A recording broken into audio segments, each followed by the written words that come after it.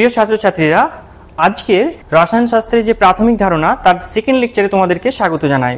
প্রথম যে আমাদের তোমার লেকচারটা ছিল, সেই লেকচারে আমরা যেটুকু জেনেছিলাম আয়ন সম্পর্কে, অণু পরমাণু সম্পর্কে ধারণা নিয়েছিলাম। সেখান থেকে দেখেছিলাম যে আইসোটোপ, আইসোবার, আইসোটোন এই সম্পর্কে আমরা বিশদে জেনেছিলাম এবং উদাহরণ সহ।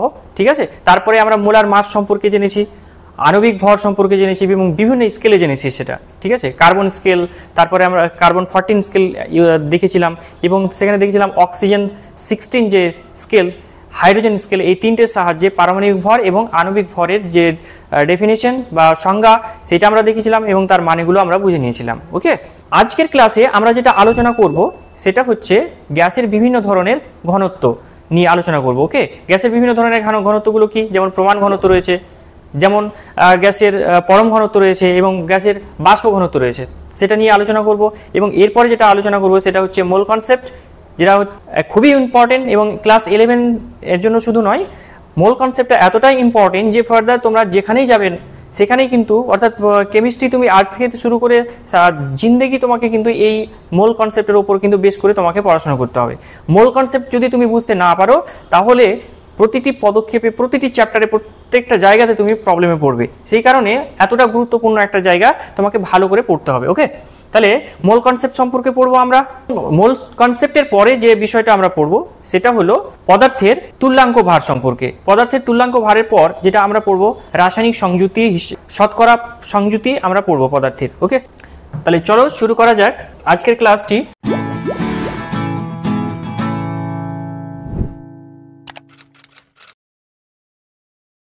আজকে যে বিষয়গুলো নিয়ে আমরা আলোচনা করব সেটা হচ্ছে গ্যাসের বিভিন্ন ধরনের ঘনত্ব নিয়ে। এরপরে যেটা আলোচনা করব মোল কনসেপ্ট, এবং মোল কনসেপ্টের পরে আমরা পদার্থের তুল্যাঙ্ক ভার নিয়ে আলোচনা করব। তুল্যাঙ্ক ভার আলোচনা হয়ে গেলে তারপরে আমরা শতকরা সংযুতি নিয়ে কথা বলবো। ওকে, আজকের তাহলে বিষয়গুলো হচ্ছে এইগুলো। তাহলে আমরা প্রথম চলে আসি গ্যাসের পরম ঘনত্ব। আচ্ছা, ঘনত্ব বলতে আমরা কি বুঝি? পদার্থের ঘনত্ব বলতে যেটা বোঝায় সেটা হচ্ছে পদার্থের ভর ডিভাইডেড বাই পদার্থের আয়তন। ওকে, পদার্থের আয়তন, তাহলে ভর বাই আয়তন বলে দিলে পদার্থের ঘনত্ব সম্পর্কে আমরা জেনে যাই। তাহলে গ্যাসের ক্ষেত্রে কেন আমরা অনেক ধরনের ঘনত্বের কথা বলছি, যেমন পরম ঘনত্ব, যেমন প্রমাণ ঘনত্ব এবং বাষ্প ঘনত্ব বা আপেক্ষিক ঘনত্বের কথা আমরা বলছি। ঠিক আছে, তাহলে এই টার্মগুলো কিন্তু আমাদেরকে জানতে হবে। তার কারণটা হচ্ছে এটাই যে গ্যাস উষ্ণতা এবং চাপের উপর নির্ভর করে। উষ্ণতা এবং চাপের উপর নির্ভর করে তার ঘনত্বটা কিন্তু পরিবর্তন হয়, যেহেতু তার আয়তনটা পরিবর্তন হয়। তাহলে প্রথমে আমরা জেনে নেব গ্যাসের পরম ঘনত্ব সম্পর্কে। ওকে, তাহলে গ্যাসের পরম ঘনত্ব বলতে কি বোঝায়? গ্যাসের পরম ঘনত্ব বলতে যেটা বোঝায় সেটা হলো যে একটা নির্দিষ্ট চাপ এবং উষ্ণতায় কোন একটি 1 লিটার গ্যাসের যে পরিমাণে তার ভর হয়। ওকে, তার মানে একটা নির্দিষ্ট চাপ এবং উষ্ণতা এটাকে মেনশন করব, দিয়ে 1 লিটার গ্যাসটা নেব এবং সেই গ্যাসের ওজনটা আমরা মেপে নেব। তাহলে যে ওজনটা ভরটা মেপে নেব, ভরটা মেপে নিলে যেটা পাবো সেটা হচ্ছে কি তার পরম ঘনত্ব। ওকে, তাহলে যেমন উদাহরণ হিসেবে আমরা যদি এটা বলি যে এইখানে ধরে নাও এখানে একটা গ্যাস রয়েছে, ধরে নাও এখানে হাইড্রোজেন গ্যাস রয়েছে। ওকে, তাহলে কতটা রয়েছে? আয়তনটা ধরে নাও 1 লিটার। তাহলে 1 লিটার গ্যাস নিলাম, চাপ উষ্ণতা কত? ধরে নাও টেম্পারেচারটা হচ্ছে টি এবং প্রেসারটা হচ্ছে পি। তাহলে নির্দিষ্ট করে দিতে হবে এটা। মনে করো তুমি এটা টেম্পারেচারটা 20 ডিগ্রি সেন্টিগ্রেড এবং প্রেসারটা 1 atm। ঠিক আছে, এটা নর্মাল টেম্পারেচার প্রেসার আমরা বলতে পারি। ঠিক আছে, তাহলে একটা নির্দিষ্ট চাপ এবং উষ্ণতায় 1 লিটার কোন একটি গ্যাসের যে ভর সেটাই হচ্ছে কি তার পরম ঘনত্ব। ওকে, তাহলে আমরা এখানে এই জায়গাটাকে মেনশন করব পরম ঘনত্ব। যখন আমরা গ্যাসের পরম ঘনত্বের কথা বলবো তখন অবশ্যই আমাকে টেম্পারেচার প্রেসারের কথাটা উল্লেখ করতে হবে। ঠিক আছে, এবং এর যে ইউনিটটা হবে সেটা হচ্ছে গ্রাম পার লিটার, অর্থাৎ 1 লিটার গ্যাসের যে ভর সেটা হচ্ছে কি তার পরম ঘনত্ব। কিন্তু টেম্পারেচার প্রেসারটাকে মেনশন করতে হবে অবশ্যই। তার কারণ হচ্ছে টেম্পারেচার প্রেসার যদি আমরা পরিবর্তন করি তাহলে কিন্তু তার আয়তন পরিবর্তন হয়ে যাবে। ঠিক আছে, আর আয়তন পরিবর্তন হলে ভরের পরিবর্তন হবে। এই কারণে আমাকে টেম্পারেচার প্রেসারটাকে মেনশন করতে হবে। ওকে, এবার দেখবো আমরা গ্যাসের প্রমাণ ঘনত্ব। প্রমাণ ঘনত্ব মানে এটা কি? গ্যাসের প্রমাণ ঘনত্বটা কি? এর আগে যেটুকু পড়লাম একই রকম বিষয়, পার্থক্য এতটুকু, শুধু এখানে একটা নির্দিষ্ট টেম্পারেচার প্রেসারের পরিবর্তে একটা নির্দিষ্ট টার্ম ইউজ করবো, সেটা হচ্ছে এসটিপি। পার্থক্য আর কিছু নেই। ওকে, তাহলে গ্যাসের প্রমাণ, যেটা গ্যাসের প্রমাণ ঘনত্ব বলতে বোঝায়, গ্যাসের প্রমাণ ঘনত্ব বলতে বোঝায় যে এসটিপিতে কোনো একটি গ্যাসের 1 লিটার কোনো একটি গ্যাসের ভরকে আমরা বলবো কি, যে তার তোমার হচ্ছে প্রমাণ ঘনত্ব। ঠিক আছে, ডেফিনিশনটা আমরা লিখে রেখেছি যে এসটিপিতে 1 লিটার কোনো গ্যাসের গ্রামে প্রকাশিত ভরটিকে কি বলা হচ্ছে, তার প্রমাণ ঘনত্ব বলা হচ্ছে। অর্থাৎ এখানে যদি উদাহরণটা দেখো তাহলে একটা এরকম দেখতে পাবে, যেরকম ধরো এখানে একটা হাইড্রোজেন গ্যাস নিলাম, এর আগের মতোই হাইড্রোজেন গ্যাসটা নিয়েছি। আগেরটা বলেছিলাম টেম্পারেচার প্রেসারটাকে 20 ডিগ্রি সেন্টিগ্রেড বলেছিলাম এবং প্রেসারটাকে 1 atm নিয়েছি। এইখানে কিন্তু ওটা আর সুযোগ নেই। প্রমাণ, যেহেতু এই জায়গাটাতে প্রমাণ কথাটা বলা হয়েছে, প্রমাণ একটা কন্ডিশন নিতে হবে টেম্পারেচার প্রেসারের। টেম্পারেচার প্রেসারের প্রমাণ একটা জায়গা হচ্ছে এসটিপি বা এনটিপি দিয়ে প্রকাশ করি আমরা। তাহলে এখানে কিন্তু আমরা এসটিপি ইউজ করেছি। ওকে, এসটিপি টার্মটা ইউজ করেছি, সেটা নিয়ে আমরা ডিটেলস একটু পরে বুঝে নেব। তাহলে এসটিপি অবস্থায় থাকবে গ্যাসটি, এই অবস্থায় 1 লিটার আমাকে গ্যাস নিতে হবে। গ্যাসের আয়তনটা কত না, গ্যাসের আয়তনটা হচ্ছে 1 litre, V equal to 1 litre. তাহলে এইটা গ্যাসের 1 লিটার আমি এসটিপিতে গ্যাস নিয়েছি, যে কোনো সেটা হতে পারে, এখানে হাইড্রোজেন দিয়ে আমি একটা উদাহরণ দিচ্ছি। তাহলে এসটিপিতে 1 লিটার কোনো একটি গ্যাসের যে ভর, তাকে আমরা কি বলবো, গ্যাসের প্রমাণ ঘনত্ব বলবো।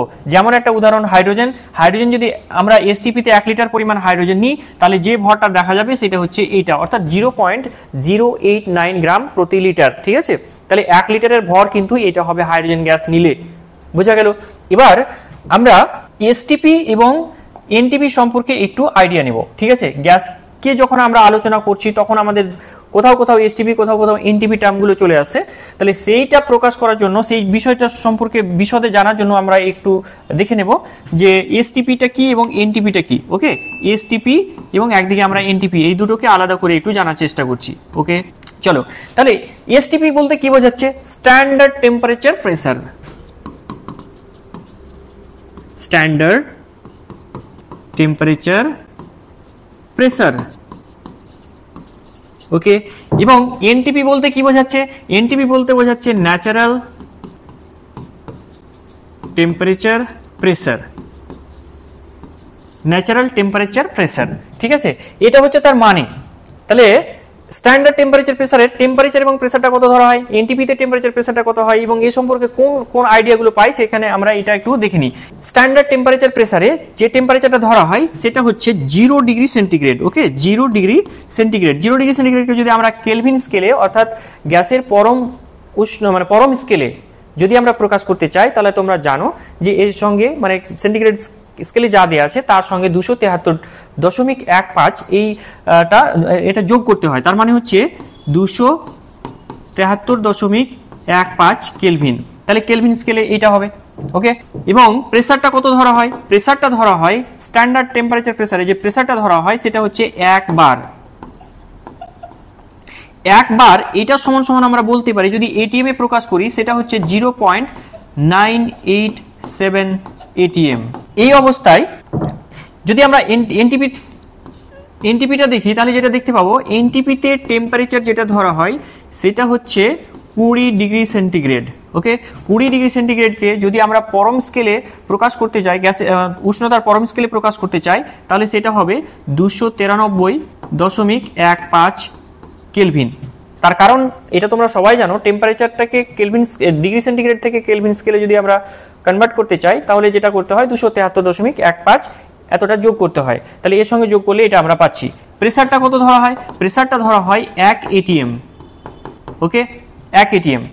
এখন আরেকটা বিষয় আমাদেরকে এখানে জানা দরকার, সেটা হচ্ছে কি, যে মোলার আয়তন বা ভিএম, অর্থাৎ 1 মোল পরিমাণ যদি আমরা গ্যাস নিই এবং সেটা যদি এসটিপিতে থাকে, তাহলে যে পরিমাণ আয়তন দখল করবে সেটাকে আমরা বলি মোলার আয়তন। এটা নিয়ে আমরা বিশদে পরেও আলোচনা করব। তাহলে মোলার আয়তন বা 1 মোল পরিমাণ পদার্থ, মানে 1 মোল পরিমাণ গ্যাস এসটিপিতে থাকলে যে আয়তন দখল করে সেটা হচ্ছে 22.414 লিটার। ওকে, যদি সেটা এসটিপিতে থাকে তাহলে এটা হচ্ছে মোলার ভলিউম, কিন্তু যদি এনটিপিতে থাকে তাহলে এটা কিন্তু একটু বাড়বে। ঠিক আছে, একটু বাড়বে। এটা কতটা হবে না, মোলার ভলিউম এই ক্ষেত্রে যেটা হবে সেটা হচ্ছে 22.465 লিটার। এখানে যদি আমরা কম্পেয়ার করি তাহলে দেখব কি, যে এইটা থেকে মানে এসটিপির তুলনায় এনটিপিতে আয়তনটা একটু বেশি। কোন আয়তনটা, 1 মোলের কোনো একটা মানে মানে গ্যাসের 1 মোলের যেটা আয়তন সেটা মোলার আয়তনটা কিন্তু এনটিপিতে একটু বেশি, কিন্তু অঙ্ক করার ক্ষেত্রে তোমরা যেটা দেখবে যে দুই ক্ষেত্রেই 22.4 লিটারটাকে ধরে আমরা অঙ্কটা করি। ওকে, সেটা সম্পর্কে মানে আমরা আরো বিশদে জানবো মোলার আয়তন সম্পর্কে।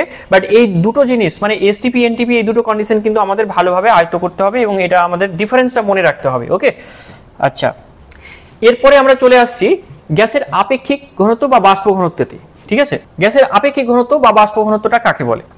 দেখো, সমচাপ এবং উষ্ণতায় কোনো একটি গ্যাসের ভর সম আয়তন একটা হাইড্রোজেন গ্যাসের তুলনায় যত গুণ ভারী, ঠিক আছে, সেটাকে কি বলবো? হাইড্রোজেনের সাপেক্ষে ওই গ্যাসের আপেক্ষিক ভর।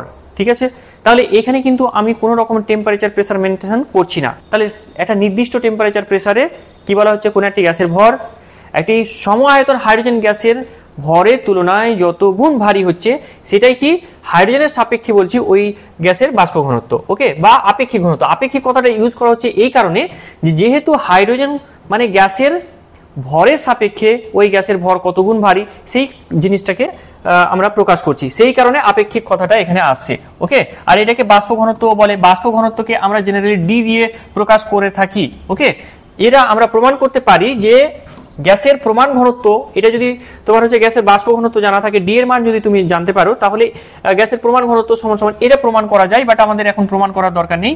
ঠিক আছে, যেহেতু তোমাদের এমসিকিউ আসবে, তাহলে তোমরা যদি চাও তাহলে পরে তোমরা কমেন্ট বক্সে জানাও আমাকে, তাহলে আমি পরে তোমাদেরকে এটা প্রমাণ করে দেবো। ঠিক আছে, তাহলে গ্যাসের প্রমাণ ঘনত্ব ইজ ইকুয়াল টু এটা মানে প্রমাণ করা যায়, এবং এটা আমাদেরকে মাথায় রাখতে হবে। এবং আরেকটা জিনিস মাথায় রাখতে হবে যেটা খুবই ইম্পর্টেন্ট, সেটা হচ্ছে কি, এটা আমার বড় হাতের হবে, গ্যাসের আণবিক ভর ইজ ইকুয়াল টু 2 ইন্টু বাষ্প ঘনত্ব, অর্থাৎ M is equal to 2d। এই সম্পর্কটা কিন্তু আমাদের খুবই গুরুত্বপূর্ণ, কারণ এইটা আমাদের অঙ্ক করার ক্ষেত্রে মানে কাজে লাগবে। ওকে, তাহলে দুটো সমীকরণ আমরা এখান থেকে মনে রাখবো। নেক্সট, একটা উদাহরণের সাহায্যে যদি আমরা গ্যাসের মানে তোমার হচ্ছে বাষ্প ঘনত্বটাকে যদি উদাহরণের সাহায্যে যদি আমরা গ্যাসের আপেক্ষিক ঘনত্ব বা বাষ্প ঘনত্বটাকে যদি বোঝার চেষ্টা করি, তাহলে হচ্ছে এরকম। দেখো, ধরে নাও যে একটা নির্দিষ্ট টেম্পারেচার এবং প্রেসারে, একই টেম্পারেচার প্রেসারে দুটো গ্যাস নিয়েছি, একটা হচ্ছে হাইড্রোজেন আর একটা হচ্ছে অক্সিজেন গ্যাস। তাহলে টেম্পারেচার প্রেসার কত আছে এখানে? টেম্পারেচার প্রেসার এই যে মেনশন করে দিয়েছি, টেম্পারেচার একটা নির্দিষ্ট প্রেসার, এখানে তো টেম্পারেচারটা 20 নিতে পারো, 20 ডিগ্রি সেন্টিগ্রেড নিতে পারো, প্রেসারটাকে এটিএম নিতে পারো। তাহলে যা নেবে দুই জায়গাতে কিন্তু একই নিতে হবে। ওকে, তাহলে টেম্পারেচার প্রেসার সমান হয়ে গেল। এবার আয়তনটাকে সমান নিতে হবে। ধরো আয়তন এখানে ভি, তাহলে এখানে অক্সিজেন গ্যাসের যে আয়তনটা নেবো সেটা ভি নেবো আমরা। ঠিক আছে, এইখানে আমরা নিয়েছি হাইড্রোজেন গ্যাস, আর এখানে নিয়েছি আমরা অক্সিজেন গ্যাস। তাহলে বাষ্প ঘনত্বর যে ডেফিনিশনটা আমরা একটু আগে পড়লাম, যে একটা নির্দিষ্ট চাপ এবং উষ্ণতায় কোন একটি গ্যাসের ভর সম আয়তন হাইড্রোজেন গ্যাসের ভরের তুলনায় যত গুণ ভারী, সেটাই হচ্ছে কি তার আপেক্ষিক বাষ্পচাপ বা তোমার হচ্ছে গ্যাসের বাষ্প ঘনত্ব। ওকে, গ্যাসের আপেক্ষিক বাষ্পচাপ নয়, সরি, এটাকে বলা হয় আপেক্ষিক ঘনত্ব বা বাষ্প ঘনত্ব। তাহলে এখানে দেখো, আমি যদি এটা একটা উদাহরণের সাহায্যে যদি এটাকে বোঝার চেষ্টা করি, ধরো একটা নির্দিষ্ট টেম্পারেচার প্রেসারে রেখেছি, আয়তনটাকে সেম করে মানে দুই জায়গায় সেম নিয়েছি। এবার দেখা গেল যে হাইড্রোজেনের ভর এখানে 2 গ্রাম দেখাচ্ছে। ওকে, এবং হাইড্রোজেনের গ্যাসের যে ভরটা সেটা 2 গ্রাম দেখাচ্ছে। একই আয়তন, একই চাপ এবং প্রেসারে অক্সিজেন গ্যাস যেটা আছে এখানে, সেটার যে ভরটা সেটা দেখাচ্ছে 32 গ্রাম। এরকম যদি হয়, তাহলে এবার তোমরা বলো যে গ্যাসের আপেক্ষিক ঘনত্ব বা বাষ্প ঘনত্বটা কত হবে। তাহলে ওই ভরের তুলনায় এই ভর কত গুণ ভারী সেটা আমরা যদি বার করতে পারি, তাহলে এখান থেকে আমরা বাষ্প ঘনত্বটা বের করে ফেলতে পারবো অক্সিজেনের ক্ষেত্রে। তাহলে আমরা দেখছি যে হাইড্রোজেনের মানে এখানে অক্সিজেনের যে তোমার হচ্ছে বাষ্প ঘনত্ব, এটা কার বাষ্প ঘনত্ব? অক্সিজেনের। তাহলে অক্সিজেনের ভরটাকে আগে লিখবো, এটা হচ্ছে 32 গ্রাম, আর তোমার হচ্ছে হাইড্রোজেনের ভরটাকে পরে লিখবো, সেটা হচ্ছে 2 গ্রাম। ওকে, তাহলে এই দুটো রেশিও তাহলে কত পাচ্ছি? 16 পাচ্ছি। অর্থাৎ আমরা দেখছি সমচাপ এবং উষ্ণতায় সম আয়তন, একটা নির্দিষ্ট চাপ এবং উষ্ণতায় সম আয়তন হাইড্রোজেন গ্যাসের তুলনায় অক্সিজেন গ্যাস কত গুণ ভারী হলো? 16 গুণ। অর্থাৎ এখানে অক্সিজেনের যে তোমার হচ্ছে বাষ্প ঘনত্ব সেটা হচ্ছে 16, আর এটার কোনো ইউনিট নেই। তার কারণ হচ্ছে দুটো তোমার হচ্ছে ভরের অনুপাত যেহেতু কেটে যাচ্ছে, তাই এটার কোনো ইউনিট নেই।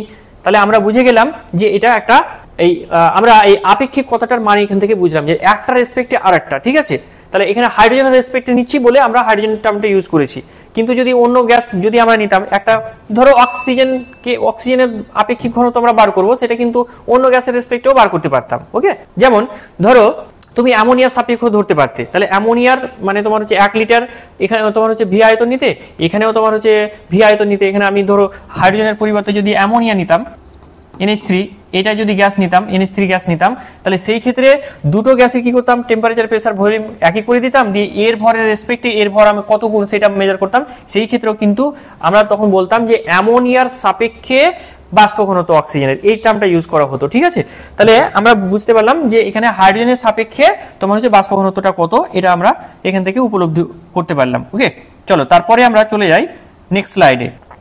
এবার আমরা আজকের দিনের সব থেকে গুরুত্বপূর্ণ যে টপিক সেটা হচ্ছে মোল কনসেপ্ট।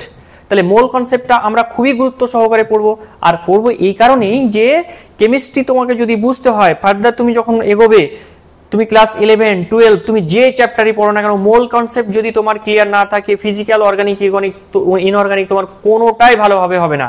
ঠিক আছে, কেমিস্ট্রি পড়তে গেলে তোমাকে এই মোল কনসেপ্ট কিন্তু খুব ভালো করে জানতে হবে। ওকে, মোল কনসেপ্ট খুব ভালো করে জানতে হবে, তার জন্য এইটাকে একটু যত্ন সহকারে একটু ধ্যান দাও। ঠিক আছে, ভালোভাবে এটাকে উপলব্ধ করার চেষ্টা করো। তাহলে মোল মানেটা কি? অ্যাকচুয়ালি পদার্থের পরিমাণটাকে আমরা দুটো টার্মের সাহায্যে প্রকাশ করে থাকি। পদার্থের পরিমাণকে দুটো টার্মের সাহায্যে প্রকাশ করে থাকি। তার একটা টার্ম হচ্ছে ভর। ভর বললে পদার্থের পরিমাণ সম্পর্কে তুমি আইডিয়া পাবে। যদি বলি যে এই মানে তোমার হচ্ছে পেনের, এই পেনটার মানে পরিমাণটা কত, তাহলে তুমি ভর দিয়ে প্রকাশ করতে পারবে যে কতটা মানে ইয়ে আছে। ধরো এখানে 50টা পেন আছে আমার কাছে, তুমি এই 50টা পেনের পরিমাণটাকে তুমি ভর দিয়ে প্রকাশ করতে পারো। কতটা না, তুমি মনে করো যে এই এখানে 50টা পেনের ভর হচ্ছে মনে করো যে 50 গ্রাম, ঠিক আছে, বা 100 গ্রাম, তাহলে ভর দিয়ে আমরা বলতে পারি। তুমি আরেকটা উদাহরণ নিতে পারো, ধরো এখানে 5টা মানে ফুটবল আছে, 5টা ফুটবলকে তুমি দুইভাবে প্রকাশ করতে পারো। এক, যে তার ভরটা কত হবে, মানে আমি এখানে তোমার হচ্ছে তুলা যন্ত্রের সাহায্যে এই মানে 5টা ফুটবলের ভরটাকে মেজার করতে পারি, তাহলে তার পরিমাণটা আমার জানা হলো। ঠিক আছে, আরেকটা তুমি কাজ করতে পারো যে এইটা সংখ্যায় কতটা আছে, তাহলে এই পদার্থের পরিমাণ সংখ্যাতেও আমরা কি করতে পারি, প্রকাশ করতে পারি। তাই মোল এমন একটা কনসেপ্ট, মোল এমন একটা ধারণা যেটা একটা নির্দিষ্ট সংখ্যাকে বোঝায়। ঠিক আছে, কোন একটা পদার্থের পরিমাণটাকে আমরা ভর দিয়েও বোঝাতে পারি, আবার পদার্থের পরিমাণটাকে তার মধ্যে কতগুলো কণা আছে তার সংখ্যা দিয়েও আমরা বোঝাতে পারি। তাহলে মোল আমরা কোনভাবে বোঝাবো, মোল সংখ্যা কি বোঝাচ্ছে, মোল ধারণাটা কি না একটা সংখ্যাকে বোঝাচ্ছে। চলো এই উদাহরণের সাহায্যে কিন্তু সেটা আমরা বুঝে নিতে পারি। ঠিক আছে, ধরো এইখানে কি আছে, এখানে একটি বল আছে, ওকে, ফুটবল আছে, এখানে আছে 5টি। মনে করো যে এইখানে ফুটবলের সংখ্যাটা হচ্ছে 6.022 ইন্টু 10⁻23টি এখানে ফুটবল আছে। ঠিক আছে, মনে করো। ঠিক আছে, তাহলে যদি এত সংখ্যায় ফুটবল থাকে তাহলে আমরা বলবো যে এখানে 1 মোল পরিমাণ ফুটবল আছে। ওকে, 1 মোল পরিমাণ ফুটবল আছে। তাহলে এখানে ফুটবলের যে 1 মোল পরিমাণ কেন বললাম, কারণ হচ্ছে যে এইখানে একটা নির্দিষ্ট সংখ্যা আছে, এর সংখ্যাটা নির্দিষ্ট। এই সংখ্যা যদি কিছু থাকে তাহলে তাকে বলি যে 1 মোল পরিমাণে আছে। মনে করো এই ফুটবলের পরিবর্তে যদি আমার এই পেনের পরিমাণ মানে পেনের কথা বলি, এখানে তোমরা একটা পেন দেখতে পাচ্ছ, পেনের পরিমাণটা যদি 6.022 ইন্টু 10⁻23 এত সংখ্যা যদি পেন থাকতো তাহলে বলতাম যে 1 মোল পরিমাণে পেন আছে। একই রকম ভাবে তুমি যদি ধরো হাতি নিলে, এই হাতি একটা হাতি দুটা হাতি এরকম করতে করতে তুমি এতটি হাতি একসঙ্গে মানে এক জায়গায় নিয়ে আসলে, তাহলে যদি তোমাকে বলা হয় যে হাতিগুলো কতটা আছে, কতটা হাতি, তুমি একটা আইডিয়া দাও, তাহলে তুমি একটা কথাই বলো, তাহলে তুমি কি বলবে, এতগুলো বলবে। এতগুলো বলতে গিয়ে কথায় বলতে গেলে কয়েকবার কোটি বলতে হবে তোমাকে, কোটি কোটি কোটি এরকম তোমাকে ইউজ করতে হবে। সেটা মানে একটা বলতে একটা মানে কি বলবো, বলতে একটা কষ্টকর এবং শুনতেও এবং উপলব্ধ করতেও কষ্টকর। সেই কারণে তাকে আমরা একটা নির্দিষ্ট মানে টার্মে প্রকাশ করি, সেটা হচ্ছে 1 মোল। এত সংখ্যা যদি কিছু থাকে তাহলে আমরা বলি 1 মোল। হাতির সংখ্যা যদি এটা হয় সেই ক্ষেত্রে আমরা বলবো যে হাতিটা হচ্ছে 1 মোল পরিমাণে আছে। একই রকম ভাবে আমরা পদার্থের পরিমাণটাকে নির্ণয় করার জন্য পদার্থের মধ্যে কি কি থাকতে পারে, পদার্থের মধ্যে যেটা থাকে সেটা হচ্ছে তোমার হচ্ছে কণা থাকে, পদার্থের মধ্যে কণা থাকে। তো কণাটা কি কি হতে পারে, কণাটা হতে পারে পরমাণু, হতে পারে অণু, হতে পারে আয়ন, হতে পারে ইলেকট্রন, এর মধ্যে ইলেকট্রন আছে, প্রোটন, নিউট্রন আছে, এগুলো সবই আমরা মানে তোমার হচ্ছে এই মোল সংখ্যার সাহায্যে প্রকাশ করতে পারি। যেমন কোন একটা পদার্থের মধ্যে কণার সংখ্যা যদি তোমার হচ্ছে এতটা থাকে তাহলে মানে কতটা না 6.022 ইন্টু 10⁻23 এতটা সংখ্যা যদি কোনো একটা পদার্থের কণা থাকে তাহলে বলি আমরা যে ওই পদার্থটা 1 মোল পরিমাণে আছে। ওকে, আরেকটা জিনিস মনে রাখতে হবে এখানে, যে এই যে সংখ্যাটা, এই সংখ্যাটাকে বলা হয় অ্যাভোগাড্রোর সংখ্যা। তো অ্যাভোগাড্রোর সংখ্যাকে আমরা একটা নোটেশন দিয়ে প্রকাশ করে থাকি, সেটা হচ্ছে এনএ। এনএ মানে হচ্ছে অ্যাভোগাড্রোর সংখ্যা, আমাদেরকে এটা মনে রাখতে হবে। আর সংখ্যাটা আমাদেরকে মনে রাখতে হবে 6.022 × 10⁻23, এই সংখ্যাটা মনে রাখতে হবে। তাহলে একটু আরো ক্লিয়ার হয়ে যায় এর থেকে, যে তাহলে আমরা যদি এরকম ধরি যে পদার্থের মানে যে কণা, ইলেকট্রনের সংখ্যা, পদার্থের মধ্যে আমরা জানি ইলেকট্রন রয়েছে, তাহলে ইলেকট্রনের সংখ্যাটা যদি, ইলেকট্রনের সংখ্যা এখানে পদার্থের ভিতরে কি থাকে, কণা থাকে। কণা বলতে এখানে আমরা বলতে চাইছি যে অণু, পরমাণু বা আয়ন এরকম থাকে, ঠিক আছে। তো যাই থাক না কেন, সেটা যদি অ্যাভোগাড্রোর সংখ্যায় থাকে তাহলে আমরা বলি যে 1 মোল পরিমাণ পদার্থ রয়েছে। ওকে, তাহলে এখানে একটা উদাহরণের সাহায্যে আরো বিষয়গুলো ক্লিয়ার করা যাক। মনে করো যে ইলেকট্রনের সংখ্যা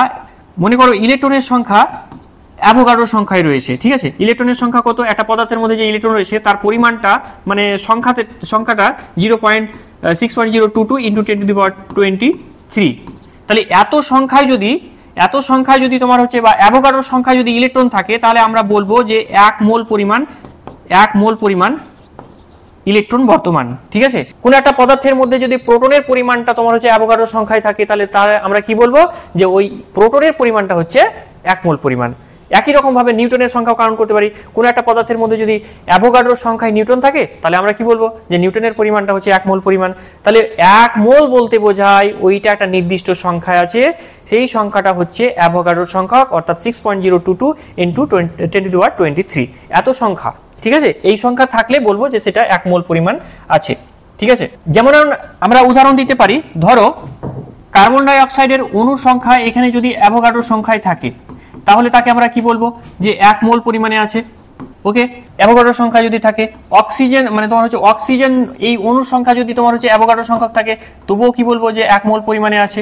আচ্ছা, অ্যামোনিয়া গ্যাস এই অণুগুলো, এদের সংখ্যা যদি তোমার হচ্ছে এন সংখ্যক থাকে, এন সংখ্যা তো আমরা বলেই দিয়েছিলাম 6.022 × 10⁻23, এতটি যদি তোমার হচ্ছে কি থাকে না, অণু থাকে। এগুলো সব অণুর কথা বলা হচ্ছে, এগুলো অণুর কথা বলা হচ্ছে, ঠিক আছে, অণুর কথা বলা হচ্ছে। তাহলে অণুর সংখ্যা যদি এতটি থাকে, কার্বন ডাই অক্সাইডের অণুর সংখ্যা যদি থাকে, তাহলে বলবো 1 মোল। অক্সিজেনের অণুর সংখ্যা যদি তোমার হচ্ছে অ্যাভোগাড্রোর সংখ্যায় থাকে, তাহলে সেই ক্ষেত্রে বলবো যে সেটা 1 মোল পরিমাণে আছে। একইভাবে অ্যামোনিয়া তোমার 1 মোল বলবো। ওকে, যদি এই সংখ্যায় থাকে, তাহলে মোল সংখ্যাটা মোটামুটি আমরা এখান থেকে ক্লিয়ার হলাম। আচ্ছা, এরপরে দেখো, আমি 1 মোল মানে আবার বলছি, 1 মোল মানে হচ্ছে কোনো একটা পদার্থের মধ্যে কণার সংখ্যা যদি অ্যাভোগাড্রো সংখ্যক থাকে, তাহলে ওই পদার্থটাকে বলি আমরা 1 মোল। যেমন কার্বন ডাই অক্সাইডের যে একটা যদি পদার্থ নিই, তার মধ্যে কার্বন ডাই অক্সাইডের অণুর সংখ্যা আমি বললাম যে 6.022 × 10⁻23, মানে 1 অ্যাভোগাড্রো সংখ্যক যদি থাকে, তাহলে বলবো যে 1 মোল পরিমাণ কার্বন ডাই অক্সাইড রয়েছে। ওকে, তাহলে আমরা যদি যে কোনো একটা পদার্থকে যদি 1 মোল পরিমাণে নিই, তাহলে তার মধ্যে কোন কোন ইনফরমেশন গুলো আমরা পাবো, সেইটা কিন্তু খুবই গুরুত্বপূর্ণ। এখানে একটা ছকের মাধ্যমে আমরা দেখিয়েছি। ওকে, তাহলে 3টে জিনিস আমরা মোল সংখ্যা যদি বার করতে পারি, তাহলে 3টে জিনিস এখান থেকে খুব সহজেই ক্যালকুলেশন করা যায়, আর এটা খুবই গুরুত্বপূর্ণ, ঠিক আছে। তাহলে কি কি পাওয়া যায়, সেটা হচ্ছে 1 নাম্বার, পদার্থের আয়তন সম্পর্কে আমরা আলোচনা করতে পারি, মানে ক্যালকুলেশন করতে পারি। এসটিপিতে বা এনটিপিতে আমরা কি করতে পারি, আয়তনটা ক্যালকুলেশন করতে পারি। মোল সংখ্যা যদি জানা থাকে, তাহলে কিন্তু আয়তন ক্যালকুলেশন করতে পারি। মোল সংখ্যা জানা থাকলে কণার সংখ্যা ক্যালকুলেশন করতে পারবো, এবং মোল সংখ্যা জানা থাকলে ভর কিন্তু ক্যালকুলেশন করতে পারবো। ওকে, তাহলে যদি কোনো একটা পদার্থ ধরো 1 মোল পরিমাণ নিলাম, তাহলে 1 মোল পরিমাণ নিলে ওই পদার্থের মানে তোমার কণার সংখ্যা কতগুলো হবে, পদার্থের মধ্যে যে কণার সংখ্যা হবে সেটা হচ্ছে কি, এই যে অ্যাভোগাড্রো সংখ্যক, অর্থাৎ এইটাকে আমরা এন এর সংখ্যক ধরেছিলাম, অ্যাভোগাড্রো সংখ্যক থাকবে যেটা 6.022 × 10⁻23। এতটি হয় অণু থাকবে, নাহলে পরমাণু থাকবে, নাহলে আয়ন থাকবে।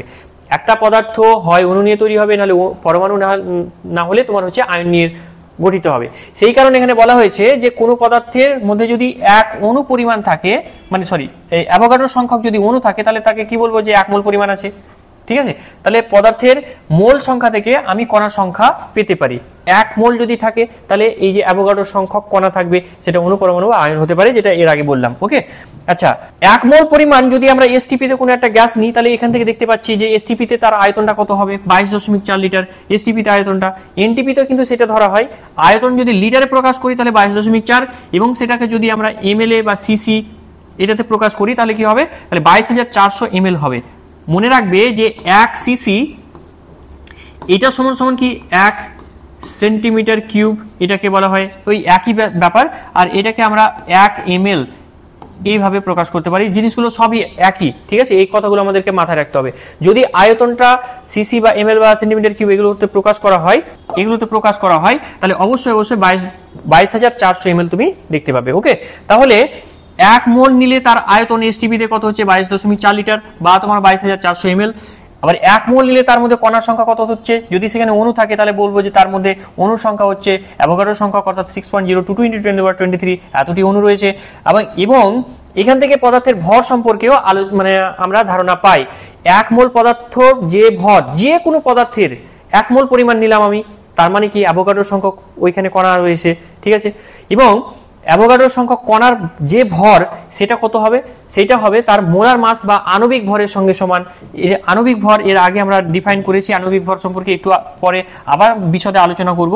তা 1 মোল পরিমাণ কোনো একটা পদার্থের যে ভর তাকে আমরা বলি পদার্থের আণবিক ভর, ঠিক আছে? আণবিক ভর, পদার্থের আণবিক ভর। এখানে একটু ক্যালকুলেশন মানে এই জায়গাটাতে একটু কারেকশন করে নিও তোমরা। পদার্থের এটা লিখবে যে পদার্থের আণবিক ভর, ঠিক আছে? এটাকে মোলার মাস বলা হয়। তো মোলার মাসকে আমরা বড় হাতের এম দ্বারা প্রকাশ করে থাকি। ওকে, বড় হাতের এম দ্বারা প্রকাশ করে থাকি। যেমন উদাহরণ হচ্ছে যে 1 মোল পরিমাণ যদি আমরা কার্বন ডাই অক্সাইড নিই, 1 মোল পরিমাণ তার মানে কি তার মধ্যে আছে 6.022 × 10⁻23 এত সংখ্যক অণু আছে কার্বন ডাই অক্সাইডের।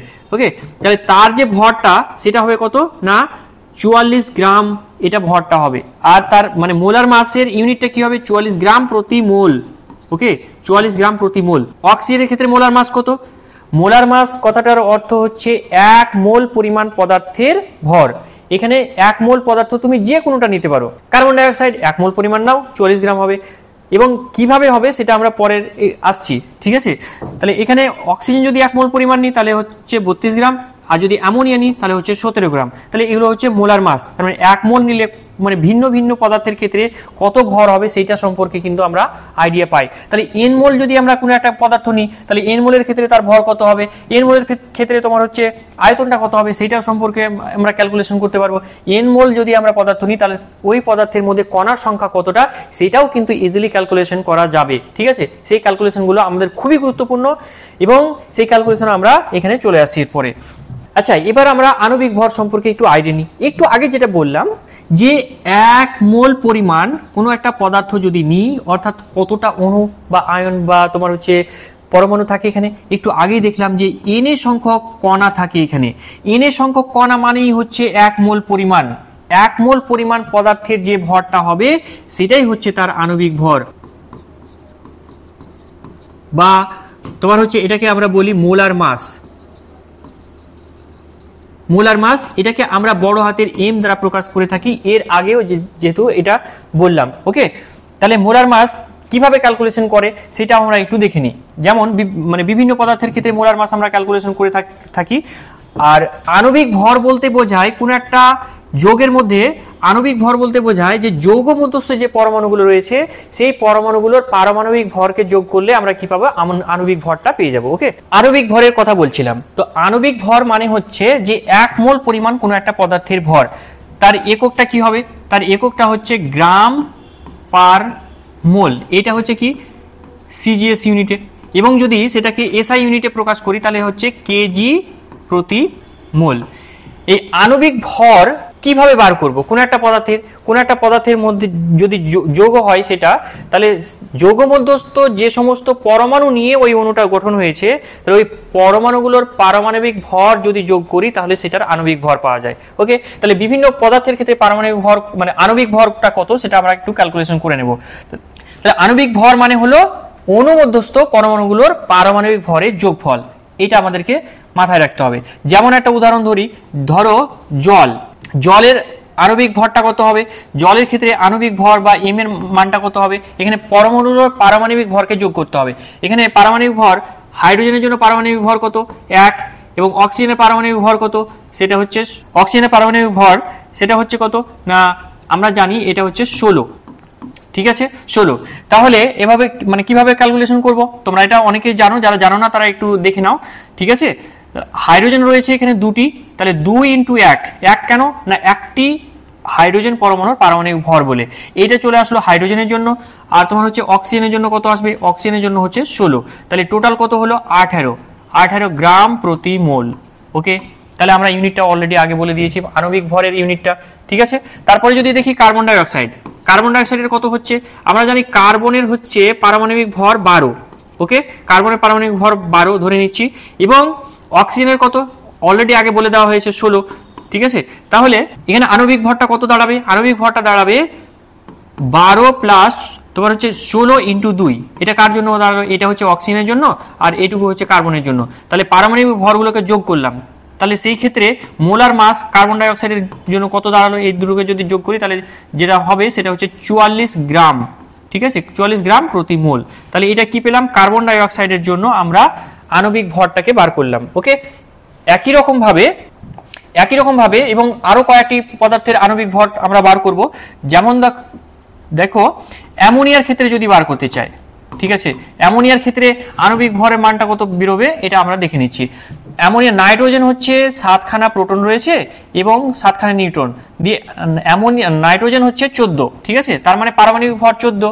তাহলে আমরা কত পাবো এখান থেকে? নাইট্রোজেনের জন্য পেলাম 14, এবং হাইড্রোজেন এখানে কতটা রয়েছে? 3টে।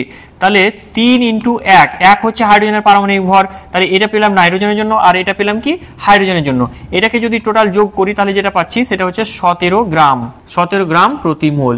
তাহলে এটা আমরা তোমার হচ্ছে অ্যামোনিয়া গ্যাসের জন্য পেলাম। ওকে, তারপরে একটা যদি দেখি কার্বন মনোক্সাইড গ্যাসের জন্য, তাহলে কত হবে? কার্বনের জন্য হচ্ছে 12, অক্সিজেনের জন্য হচ্ছে 16। ওকে, তাহলে 12 আর 16 যদি দেখি এটা যোগ করি তাহলে কত হবে?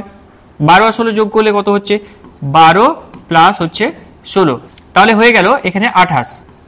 তাহলে কার্বন মনোক্সাইড গ্যাসের ওকে বা কার্বন মনোক্সাইড পদার্থের যে আণবিক ভর সেটা হচ্ছে 28 গ্রাম প্রতি মোল। ওকে, আচ্ছা, এরপরে আরো একটা উদাহরণ নিই, সেটা হচ্ছে সালফার ডাই অক্সাইডের ক্ষেত্রে আণবিক ভর কত হবে? সালফার হচ্ছে 32, অক্সিজেন তো আমরা জানি 16 করে। ঠিক আছে, তাহলে এটা কত হবে সালফার ডাই অক্সাইডের জন্য? আমরা দেখে নিচ্ছি। তাহলে 32 প্লাস হচ্ছে কত?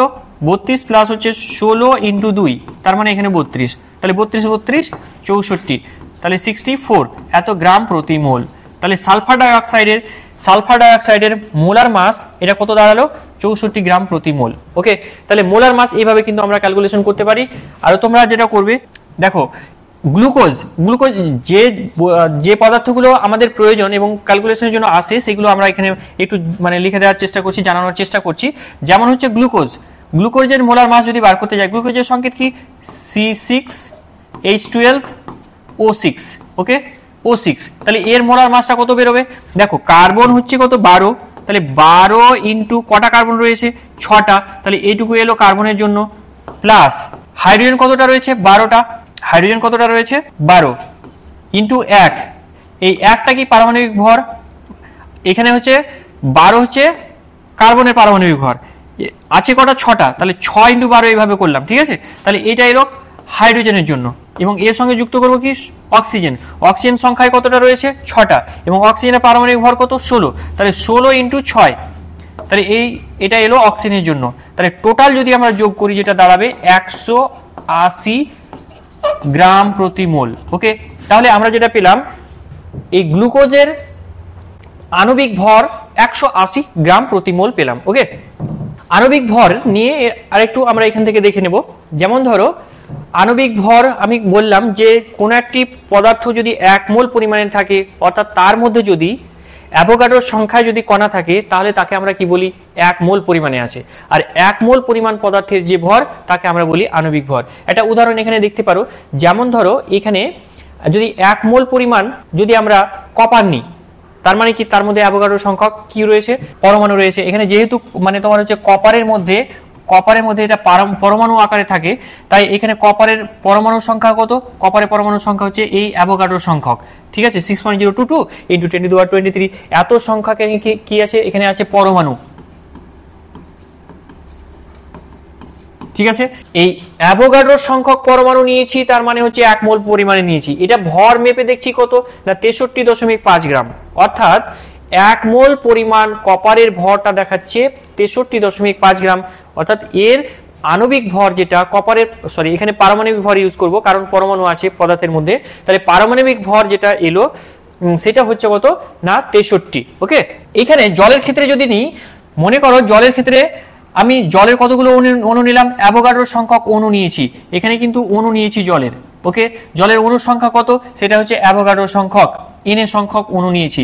তাহলে Na সংখ্যক অণুকে যদি আমরা তুলা যন্ত্রে দেখি তাহলে দেখতে পাবো যে 18 গ্রাম রয়েছে। ঠিক আছে, তাহলে এর আণবিক ভরটা কত দেখালো, সে আণবিক ভরটা হচ্ছে 18 গ্রাম প্রতি মোল। তাহলে আমরা এইভাবে মানে এটাকে রিয়ালাইজ করতে পারি যে বিষয়টা কি, 1 মোল পরিমাণ নিলাম মানে অ্যাভোগাড্রো সংখ্যক কণা নিলাম, তার যে ভরটা হলো সেটাই হচ্ছে তার আণবিক ভর। তাহলে আণবিক ভর এবং অণুর সংখ্যা সম্পর্কে আমরা এটা অবগত হলাম। এরপরে আমরা চলে আসব 1 মোল অণু এবং 1 গ্রাম অণু এদের মধ্যে সম্পর্ক। 1 মোল কথাটা এবং গ্রাম পরমাণু এদের মধ্যে সম্পর্ক। তাহলে এই জিনিসটা কি, 1 মোল মানে একটু আগে আমরা যেটা দেখলাম 1 মোল অণু মানে কি, সেখানে থাকবে 6.022 ইন্টু 10 টু দি পাওয়ার 23 এতটি অণু, যেটাকে আমরা বলেছিলাম 1 মোল পরিমাণ। ওকে, এটা 1 মোল পরিমাণ, 1 মোল। এটাকে যদি আমরা গ্রামে প্রকাশ করতে যাই, হ্যাঁ, ভরটাকে মানে এই এত সংখ্যক নিলাম মানে 1 মোল পরিমাণ নিলাম, তার যে ভর হবে তাকে আমরা বলেছিলাম কি আণবিক ভর। ওকে, তাহলে এই 1 মোলের যে ভর সেটাকে আমরা বলি 1 গ্রাম অণু। ঠিক আছে, গ্রামে প্রকাশিত যে ভরটা সেটাকে বলা হচ্ছে 1 গ্রাম অণু। আর এর আগে আমরা বলেছিলাম যে এটাকে আমরা মোলার মাস বা আণবিক ভর হিসেবেও চিহ্নিত করে রাখি। ঠিক আছে, তাহলে সংখ্যাতে হচ্ছে অন্তর্ভর হচ্ছে অ্যাভোগাড্রো সংখ্যক, জিনিসটাকে শর্টে বলি 1 মোল পরিমাণ, এবং তার যে ভর সেটাকে বলি আমরা 1 গ্রাম অণু। ঠিক আছে, এইটুকু আমরা বলি। ঠিক আছে, আচ্ছা, এরপরে হচ্ছে কি 1 মোল পরমাণু। যদি পদার্থের মধ্যে পরমাণু থাকে, যেমন একটু আগে দেখালাম যে কপার পরমাণু আকারে ছিল, কপারের মধ্যে যদি আমরা ছোট কণা দেখি তাহলে সেটা দেখবো যে পরমাণু। তাহলে সেটা যদি আমরা 1 অ্যাভোগাড্রো সংখ্যক নিই, অর্থাৎ 1 মোল পরিমাণ নিই, 1 মোল পরিমাণ নিই, ঠিক আছে, সেটা যদি 1 মোল পরিমাণ নিই তাহলে তার যে ভর, সেই ভরকে প্রকাশ করলে আমরা 1 গ্রাম পরমাণু এই আকারে প্রকাশ করব। ভরকে প্রকাশ করলে 1 গ্রাম পরমাণু ইজ ইকুয়াল টু বলবো 63.5 গ্রাম। ঠিক আছে, 1 গ্রাম পরমাণু, এখানে যেহেতু পরমাণু আছে। একই রকম ভাবে যদি সেটা কণাটা যদি আয়ন হয়, তাহলে আয়নের সংখ্যাটা যদি অ্যাভোগাড্রো সংখ্যক হয় তাহলে তাকে আমরা বলবো 1 মোল আয়ন, এবং তার যে ভর তাকে বলবো 1 গ্রাম আয়ন। বোঝা গেল, এদের মধ্যে সম্পর্ক হচ্ছে এতটুকু। যেমন একটা যদি উদাহরণ দিই, যেরকম ধরো এখান থেকে একটা উদাহরণ দিই, 1 মোল পরিমাণ আয়ন যদি আমরা ক্লোরিন নিই, কতটা সংখ্যা নিলাম, ক্লোরিনের সংখ্যাটা নিলাম আমরা 1 মোল পরিমাণ, অর্থাৎ অ্যাভোগাড্রো সংখ্যক। ঠিক আছে, তাহলে এটাকে বলবো সিম্পলি বলবো আমরা 1 মোল বলবো। এবং এই আয়নের এটাকে আমরা আবার এদের ভরটাকে প্রকাশ করতে গেলে বলবো যে 1 গ্রাম আয়ন পরিমাণ আছে, এবং তার ভরটা কত হবে না, ভরটা হচ্ছে 35.5 গ্রাম। তাহলে তার গ্রাম আয়ন বিষয়টা কি সেটা মোটামুটি আমরা এখানে পরিষ্কার হলাম। ওকে, আচ্ছা, চলো এরপরে আমরা মোলার আয়তন সম্পর্কে একটু ধারণা নেব। যখন আমি এসটিপি এনটিপির কথা বলছিলাম তখন মোলার আয়তন কথাটা আমরা ইউজ করেছিলাম। ঠিক আছে, তাহলে মোলার আয়তনটা কি, মোলার আয়তনটা হচ্ছে কোনো পদার্থ যদি আমরা 1 মোল পরিমাণ নিই, মনে করো 1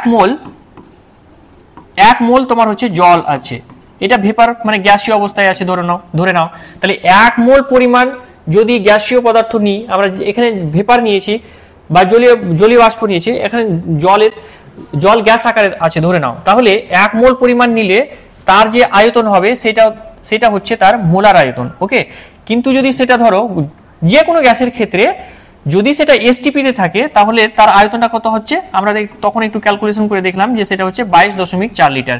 তাহলে এটা কোন অবস্থায় থাকছে, আয়তনটা কোন অবস্থায়, এটা 1 মোল পরিমাণ আমরা জলের অণু নিয়েছি 1 মোল পরিমাণ, এবং তার যে আয়তন সেইটাকে আমরা যদি দেখি এসটিপিতে, এটা কোন অবস্থায় আছে এসটিপিতে, তাহলে দেখবো আমরা তার আয়তনটা হচ্ছে 22.4 লিটার। এটা কিসে প্রকাশ করেছি, আয়তনটাকে মানে ভি দ্বারা আমরা যেহেতু আয়তনটাকে প্রকাশ করে থাকি, তাহলে এই মোলার ভলিউমটাকে আমরা ভিএম দ্বারা অনেক সময় প্রকাশ করে থাকি। তার মানে 1 মোল পরিমাণ কোন একটি মানে গ্যাসের যে আয়তন সেটাকে আমরা বলি মোলার আয়তন। মনে রাখতে হবে যে এরা প্রতিটি গ্যাসের মোলার আয়তনের মানটা কিন্তু সমান যদি সেটা একই উষ্ণতা টেম্পারেচারে থাকে। ওকে, আর আমরা এটা উদাহরণের সাহায্যে সেটা দেখে নিতে পারি। দেখো, যেমন ধরো এসটিপিতে যদি আমরা একাধিক গ্যাস নিই এবং প্রত্যেকটা 1 মোল করে যদি নিই, ঠিক আছে, প্রত্যেকটা গ্যাস আমরা 1 মোল করে, তাহলে 1 মোল আমি অলরেডি জলের কথা বলেছি, 1 মোল জল যদি এসটিপিতে নিই তাহলে 22.4 লিটার দেখায়। আর 1 মোল যদি ধরো অ্যামোনিয়া নিলাম তাহলে সেই ক্ষেত্রে মোলার ভলিউমটা কত হবে? মোলার ভলিউমটা যেটা হবে সেটা হচ্ছে 22.4 লিটার। এটা পরিবর্তন হবে না। 1 মোল যদি তোমার হচ্ছে 1 মোল অ্যামোনিয়ার পরিবর্তে 1 মোল যদি আমরা হাইড্রোজেন গ্যাস নিই, ঠিক আছে, তাহলে মোলার আয়তনটা কত হবে, অর্থাৎ 1 মোল পরিমাণ গ্যাসের যে আয়তন সেটা কত হবে, সেটাও 22.4 লিটার হবে। ওকে, এটা কিন্তু পরিবর্তন হচ্ছে না। অর্থাৎ মোল সংখ্যা যদি একই থাকে, মানে 1 মোল করে আমরা নিই, আর সেটা যদি এসটিপিতে থাকে, গ্যাস ভিন্ন ভিন্ন হতে পারে, তাহলে তাদের কিন্তু আয়তন পরিবর্তন হয় না, আয়তন কিন্তু একই হয়। সেটা দেখা গেছে প্রত্যেকটা গ্যাসের ক্ষেত্রে 22.4 লিটার। তাহলে মানে মোলার আয়তন সম্পর্কে আমরা মোটামুটি অবগত হলাম। ঠিক আছে, যদি তোমাদের সম্পর্কে যদি কোনো কোয়ারি থাকে, কোনো একটা বিষয় সম্পর্কে, কোনো একটা টপিক সম্পর্কে যদি তোমাদের কোয়ারি থাকে, তাহলে অবশ্যই তোমরা আমাদের ডেসক্রিপশন বক্স থেকে তুমি গিয়ে সেটা এলিক্স অ্যাপটা ডাউনলোড করতে পারো এবং সেখানে তুমি কমেন্টের সাহায্যে সেটা আমাদেরকে জানাতে পারো। ঠিক আছে, এরপরে আমরা যেটা দেখবো সেটা হচ্ছে যে মোল সংখ্যা। মোল সংখ্যা খুব ইম্পর্টেন্ট একটা বিষয়। মোল সংখ্যা আমাদের ক্যালকুলেশন করতে হবে। কোনো একটা গ্যাসকে অ্যানালিসিস করতে গেলে, কোনো একটা পদার্থকে অ্যানালিসিস করতে গেলে, আমি বললাম যে পরিমাণটাকে যদি তোমার প্রকাশ করতে হয় তাহলে যেটা দরকার, দুটো টার্মের সাহায্যে প্রকাশ করতে পারি। একটা হচ্ছে মোল দিয়ে আর আরেকটা হচ্ছে ভর দিয়ে। ঠিক আছে, তাহলে মোল দিয়ে যদি প্রকাশ করতে চাই তাহলে কিন্তু মোল সংখ্যা বিষয়টা খুবই গুরুত্বপূর্ণ। ঠিক আছে, আমাদের বিভিন্ন সময় ল্যাবে কাজ করার সময়, পরীক্ষার সময়, বা তোমার এখানে থিওরি ক্যালকুলেশন সময়, কোনো পদার্থের ক্যালকুলেশনের সময় মোল সংখ্যা কিন্তু খুবই গুরুত্বপূর্ণ। তাহলে মোল সংখ্যাকে আমরা এন দ্বারা প্রকাশ করে থাকি। এন মানে হচ্ছে মোল সংখ্যা। ঠিক আছে, যেমন একটা উদাহরণের সাহায্যে একটু বুঝাই। যেরকম ধরো 1 মোল কার্বন ডাইঅক্সাইড মানে কি বুঝি? 1 মোল কার্বন ডাইঅক্সাইড মানে বুঝি 44 গ্রাম কার্বন ডাইঅক্সাইড, যার মধ্যে অ্যাভোগাড্রো সংখ্যক অণু আছে। তাহলে মোল সংখ্যা কত হলো? 1 মোল। একই রকম ভাবে যদি সেটা 88 গ্রাম কার্বন ডাইঅক্সাইড থাকে তাহলে কি বলবো? যে 2 মোল পরিমাণে আছে, কারণ 44 গ্রাম কার্বন ডাইঅক্সাইড মানে কত মোল? 1 মোল। তাহলে 88 গ্রাম কার্বন ডাইঅক্সাইড মানে কি? 2 মোল।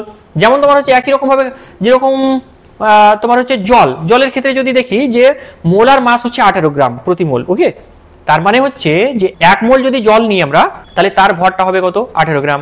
ওকে, কিন্তু 18 গ্রাম নিলাম তার মানে 1 মোল নিলাম, তার মধ্যে কত অণু সংখ্যা থাকবে? অ্যাভোগাড্রো সংখ্যক অণু থাকবে। ওকে, এবার যদি আমি 36 গ্রাম নিই তাহলে কত মোল নেওয়া হলো? 2 মোল নেওয়া হলো। তাহলে 36 গ্রামের মধ্যে 2 অ্যাভোগাড্রো সংখ্যক কণা থাকবে। তার মানে মোল সংখ্যা দিয়ে আমরা কি করতে পারি না, তার পরিমাণটাকে রিপ্রেজেন্ট করতে পারি। এই জন্য এটা খুবই গুরুত্বপূর্ণ। ওকে, তাহলে মোল সংখ্যাকে আমরা বিভিন্ন রূপে ক্যালকুলেশন করতে পারি। আর একটা জিনিস তোমাদের জেনে রাখা দরকার যে এই মোল, কোনো একটা পদার্থের পরিমাণ ক্যালকুলেশনের ক্ষেত্রে এই মোল সংখ্যা কিন্তু খুবই গুরুত্বপূর্ণ। মোল সংখ্যা খুবই গুরুত্বপূর্ণ। এবার এখান থেকে পদার্থের পরিমাণ ক্যালকুলেশন করা যায়, মানে ভর ক্যালকুলেশন করা যায়। এখান থেকে পদার্থের মধ্যে যে কণা আছে তার সংখ্যা নির্ণয় করা যায়। ঠিক আছে, এবং এখান থেকে পদার্থের আয়তন, যদি গ্যাস আকারে থাকে তাহলে তাদের ক্ষেত্রে আমরা আয়তনও নির্ণয় করতে পারি। তাহলে কতভাবে আমরা মোল সংখ্যাকে প্রকাশ করতে পারি সেইটা কিন্তু আমরা এখান থেকে দেখব। আমি তোমাদেরকে এটুকু বলতে পারি যে এই যে মানে মোল সংখ্যা নির্ণয়ের যে মানে সূত্রগুলো তোমাদেরকে বলে দেবো, তোমাদের এখন থেকে সারা জিন্দেগি চলে যাবে, এর বাইরে কোনো মানে তোমার হচ্ছে কিছু পড়তে হবে না। মোল সংখ্যা এখান থেকেই তুমি সব ক্যালকুলেশন করতে পারবে, এটুকু কথা দিলাম। তাহলে তুমি এখান থেকে লিখে ফেলবে এটা, যে মোল সংখ্যা মানে হচ্ছে ভর, মানে ডব্লিউ, পদার্থের ভর ডিভাইডেড বাই হচ্ছে আণবিক ভর, মানে হচ্ছে আণবিক ভর বা মোলার মাস, সেটা হচ্ছে বড় হাতের এম, আণবিক ভর। এইভাবে প্রকাশ করতে পারি আমরা। ঠিক আছে, এখানে আমরা পাশে টার্মগুলো লিখে রেখেছি। আণবিক ভর, এম মানে হচ্ছে আণবিক ভর, আর ডব্লিউ মানে হচ্ছে কি? পদার্থের ভর। ওকে, তাহলে এটা কখন প্রযোজ্য হবে? এখানে আমরা ছোট ছোট করে লিখে ফেলবো যে এটা কখন প্রযোজ্য হবে। পদার্থের যে কোনো অবস্থা, অর্থাৎ সলিড অবস্থা, লিকুইড অবস্থা, ঠিক আছে, বা গ্যাসীয় অবস্থা, এই তিনটে অবস্থাতে কিন্তু পদার্থের যদি আমরা ভর জানতে পারি তাহলে কিন্তু তার মোলার মাস দিয়ে, ওই পদার্থের মোলার মাস দিয়ে যদি ভাগ করি তাহলে মোল সংখ্যা পেয়ে যাব। একটা উদাহরণ ধরো, তোমাকে বলা হলো যে 4.4 গ্রাম কার্বন ডাইঅক্সাইড আছে, তাহলে কত মোল? তাহলে এইটা কিন্তু দেয়া আছে ডব্লিউর মান। ওকে, তাহলে আমরা কি করছি? মোল সংখ্যা সমান কত পাচ্ছি? মোল সংখ্যা সমান হচ্ছে ডব্লিউ ডিভাইডেড বাই এম। তাহলে ডব্লিউ কত দেয়া আছে? ডব্লিউ দেয়া আছে 4.4 ডিভাইডেড বাই হচ্ছে 44। তাহলে এখানে কত পেলাম? 0.1 মোল। ঠিক আছে, মোল সংখ্যা এখানে আমরা ক্যালকুলেশন করতে পারলাম। তাহলে এখানে কিন্তু আমার বলার প্রয়োজন নেই যে সেটা সলিড স্টেটে আছে, অর্থাৎ কঠিন অবস্থায় আছে, নাকি লিকুইড অবস্থা মানে তরল অবস্থায় আছে, নাকি গ্যাসীয় অবস্থায় আছে। এইটা আমার জানা দরকার নেই। যে কোনো অবস্থায় যদি গ্যাসটি থাকে, যে কোনো অবস্থায়, ফিজিক্যাল স্টেটে, ভৌত অবস্থা যে কোনোটা হতে পারে, শুধু আমার জানা দরকার ভর কত আছে। ঠিক আছে, ভরটা জানতে পারলে ওই পদার্থের মোলার মাস দিয়ে যদি আমরা ভাগ করে দিই তাহলে মোল সংখ্যা পেয়ে যাব। এত মোল এখান থেকে আমরা কি ইনফরমেশন পেতে পারি, 1 মোল পদার্থের মধ্যে অণুর সংখ্যা হচ্ছে অ্যাভোগাড্রো সংখ্যক।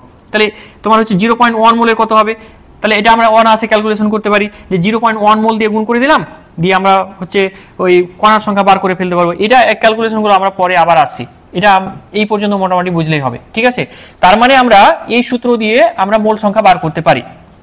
এরপরে যেটা করব সেটা হচ্ছে কোনো একটা গ্যাসের ধরো আয়তন দিয়ে দিয়েছে, আয়তনটা কত, ধরো আয়তনটা হচ্ছে ভি, কোনো একটা গ্যাসের আয়তন দিয়ে দিয়েছে, আয়তনটা হচ্ছে কি, আয়তনটা ভি। তাহলে ভিটা যদি দেয়া থাকে লিটারে, তাহলে ওইখান থেকে আমি এন এর মান যদি বার করতে চাই তোমাকে, তাহলে যেটা করতে হবে সেটা 22.4 দিয়ে ভাগ করতে হবে। ওকে, 22.4 এটা দিয়ে ভাগ করতে হবে। ঠিক আছে, এটা দিয়ে ভাগ করলে আমরা কি পাবো, যেহেতু এটা লিটার 22.4 লিটার, তার মানে লিটার লিটার কেটে গিয়ে একই ইউনিটে থাকতে হবে, তবে তোমার হচ্ছে ওটা পাবো। তাহলে কোন একটি গ্যাসের যদি আয়তন লিটারে দেয়া থাকে তাকে 22.4 দিয়ে ভাগ করব এবং সেটা কি হবে না, তার কত মোল আছে সেটা কিন্তু বার করতে পারবো। যেমন ধরো কোন একটা গ্যাস, মনে করো নাইট্রোজেন গ্যাস 44.8 লিটার রয়েছে, তাহলে বলা হলো যে এই 44.8 লিটার নাইট্রোজেন গ্যাস এর মধ্যে মানে এইটা সমান সমান কত মোল রয়েছে। ঠিক আছে, মোল সংখ্যা ক্যালকুলেশন করতে পারলে সেখান থেকে আবার অণু সংখ্যা ক্যালকুলেশন করতে পারবো। সেই কারণে দেখো এখানে অণু সংখ্যা কত হবে, তাহলে কত হচ্ছে না, এটা হচ্ছে 44.8 ডিভাইডেড বাই 22.4, তাহলে হচ্ছে 2 মোল। তাহলে এখান থেকে আমরা কি পারলাম না, এখান থেকে যেটা বার করতে পারলাম সেটা হচ্ছে নাইট্রোজেন গ্যাসের অণু সংখ্যা বার করতে পারলাম। ঠিক আছে, তবে একটা জিনিস এখানে খেয়াল রাখতে হবে, সেটা হচ্ছে এই একটা কন্ডিশনে সেটা মেনশন করতে হবে, সেটা হচ্ছে এসটিপি বা এনটিপি। এই কন্ডিশন যদি না থাকে তাহলে কিন্তু এই সূত্র আমরা ইউজ করতে পারবো না, এটা ভালোভাবে মাথায় রাখতে হবে। আমরা গ্যাসের আয়তন থেকে তার নাম্বার অফ মোলস ক্যালকুলেশন করতে পারবো কখন, যদি সেটা এসটিপি তে থাকে তবেই পারবো। ওকে, নচেত কিন্তু পারবো না, এই সূত্র তখন খাটবে না।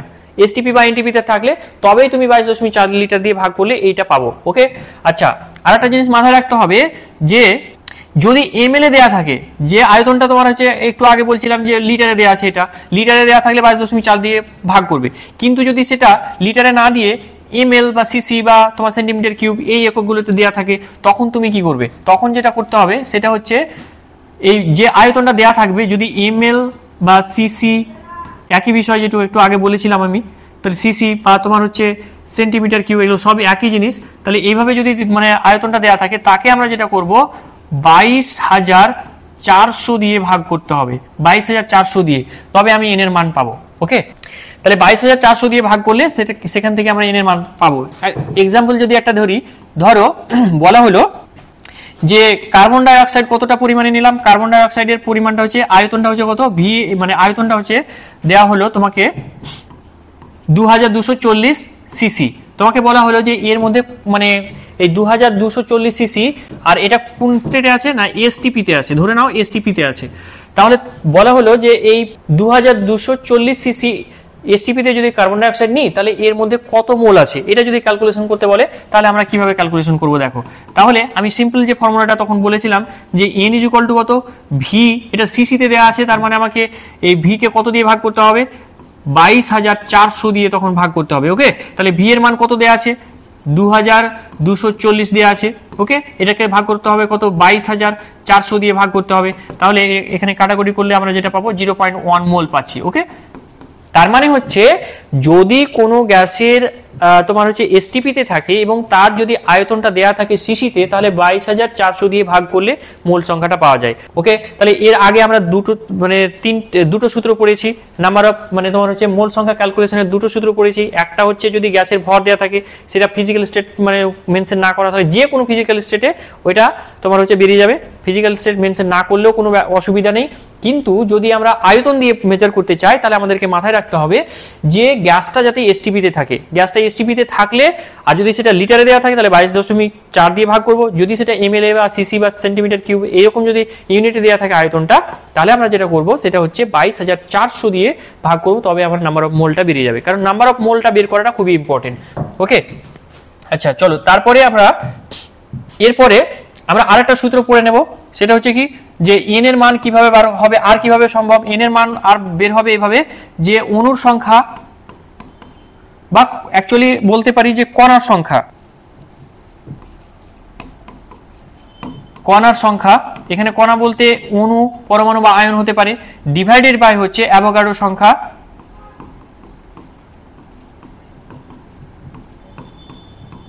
অ্যাভোগাড্রো সংখ্যা। তার মানে এটাকে আমরা অণু মানে কণার সংখ্যাটাকে আমরা বড় হাতের এন দিয়ে রিপ্রেজেন্ট করছি, ওকে। আর অ্যাভোগাড্রো সংখ্যা আমরা জানি যে এন এ। এই সূত্র দিয়েও কিন্তু আমরা নাম্বার অফ মোল এটা কিন্তু বার করতে পারি।